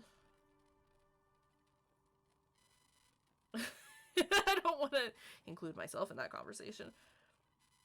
Yeah, you're right. The Whirling doesn't really look like it's cursed. And then there's me. She sighs, looking at her messy work table. All kinds of tools lie scattered, from knives to carving files to wire cutters. Or sometimes communities, often separated only by small habits. Facts, though. That's one reason why I ended up starting streaming, was just so that I could, like, you know, meet other people who are interested in similar things. In this case, it tends to be video games, but I mean, a lot of the stuff that we're into has an overlap, and you meet some really neat folks, just, you know, by existing. And I'm here for that. I think we can Jimmy rig that improbability function sometimes by taking a left. Beautiful. Beautiful. Absolutely beautiful. I'm here for this. This is also a social interaction model that works for me right now, and I appreciate your bravery into— Oh, Crash Possum! Thank you, Crasho! Thank you for the Prime sub! I really, really appreciate it. That's very, very kind of you. Yeah, the social interaction model. I mean, so streaming and making and content creating in general is something that I've, like, always wanted to do. Can I save? Can I save here? It won't let me save here. Alright, that's fine. We'll just pop on over here for a hot second. You know, content creating and streaming and stuff is something that I've wanted to do for, like, well over a decade at this point, I think. At least a very long time.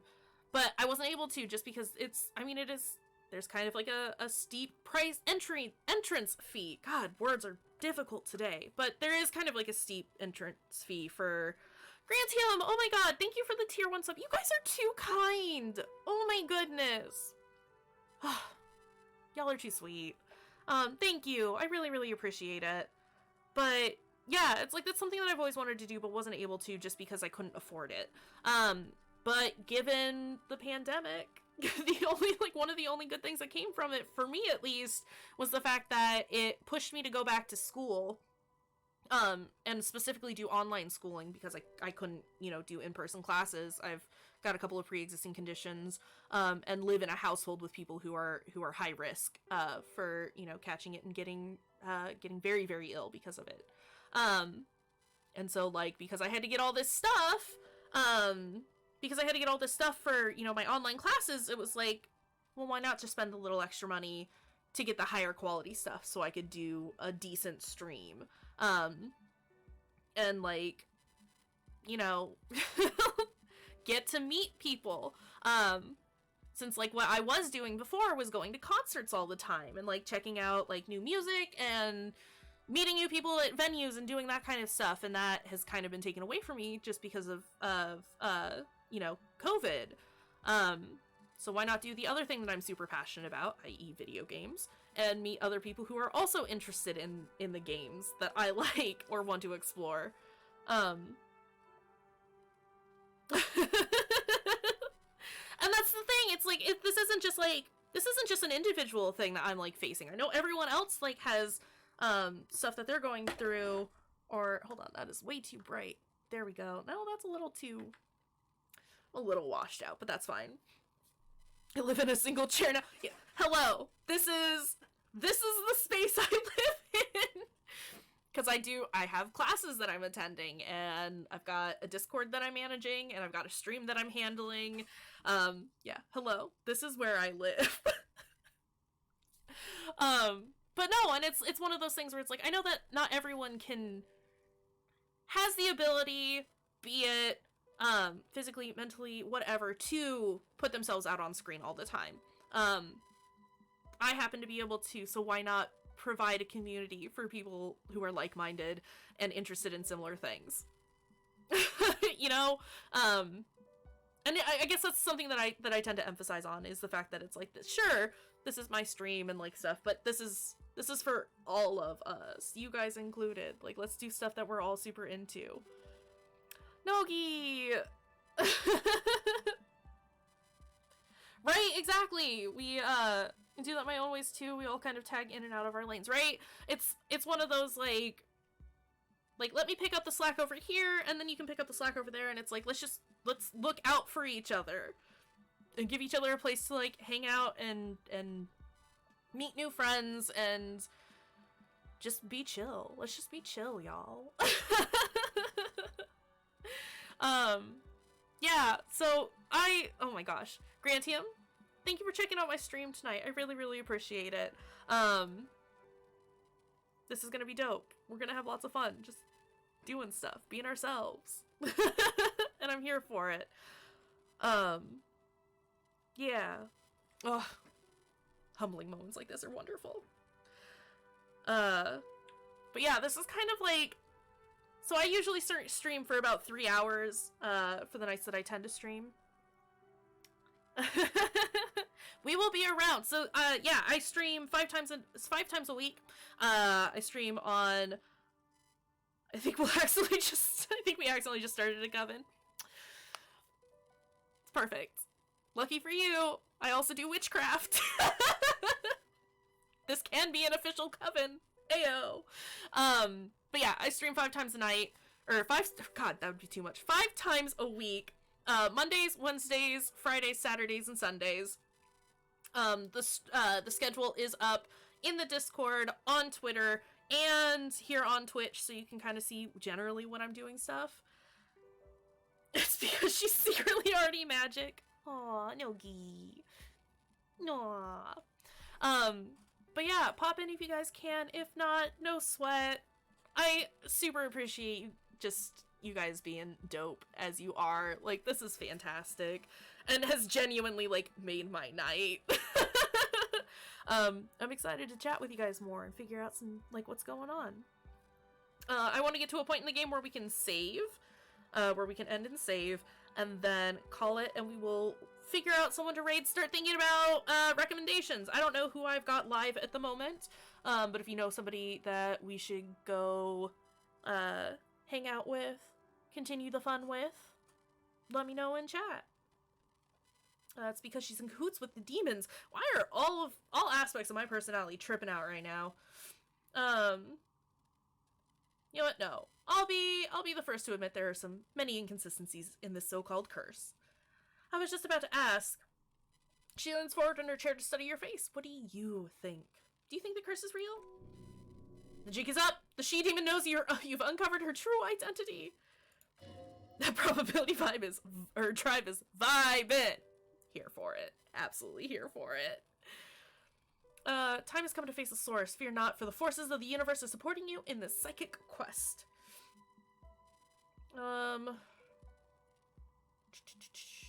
Yeah, I'm starting to see that there is no curse, only business decisions and natural market fluctuations. Exactly. She pinches the root of her nose. Truth is always so disappointingly mundane and boring. But I'm glad we got this sorted out. Anything else I can help you out with today? Nah, we're good. Alright. I mean, we can always ask her questions. You just auto-saved, I know, but I'm gonna save again. Because that's what we do. And yeah, we will call it here for a night. Again, thank you everyone for just being wonderful people. We're here for it. We're here for this fantastic, lovely little community that we're building up and are making possible because y'all are here. All right, let's see. I've got a lot of people online tonight. We've got Happy Go Cookie is just chatting. Faye and Kester are playing It Takes Two, so I assume both Faye and Kester are playing. Princess Measy is playing Ori and the Blind Forest, and Ganabi is playing Final Fantasy XIV Online. Any of those sound good? Do we have suggestions for who to raid? Recommendations? Always here for checking out a new folks.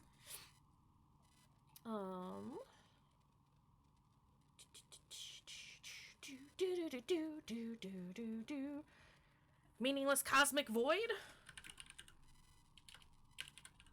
Oh my god, how do we spell?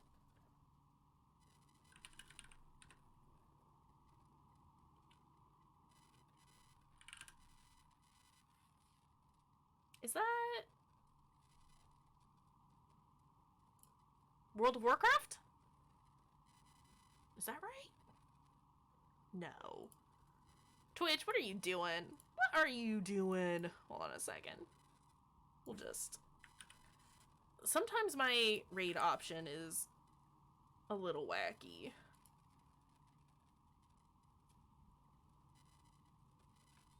I clicked and looked for LGBTQ+ and 0 viewers. Alright, I'm here for it. I think I found them? The only thing that popped up was someone playing World of Warcraft to 0 viewers. Let's go, yeah, let's go say hey and hang out. There's only 5 of us here. But we're always here to make somebody's day. And pass on the fun. Alright, so yes. As always, thank you everyone for being here. It was lovely to meet you, Crash O and Grantium. And we have probability on our side. Facts! Yes, we do! We are here for it! Alright, hold on a second. Let me grab my phone. Hey! So that I can pop into this raid, because OBS doesn't like me to continue on with anything while I'm hanging out with people. But no, thank you everyone for being here. Crash O, Grantium, thank you for being such wonderful, dope human beings, and for having to stumble into my stream. We love that for all of us. It's fantastic. Nogi, thank you for being here. It's always wonderful to see you in chat. Because you're super dope. This game is really interesting. I would highly recommend it. If you haven't played it, pick it up, play it. It'll be very, very different from what you are seeing here already, because that's what we do. And it's just good, and the RNG in it is fantastic, and I love it. But yes, let's go hang out with Meaningless Cosmic Void and say hey. We love you all. We'll check you out later. Bye!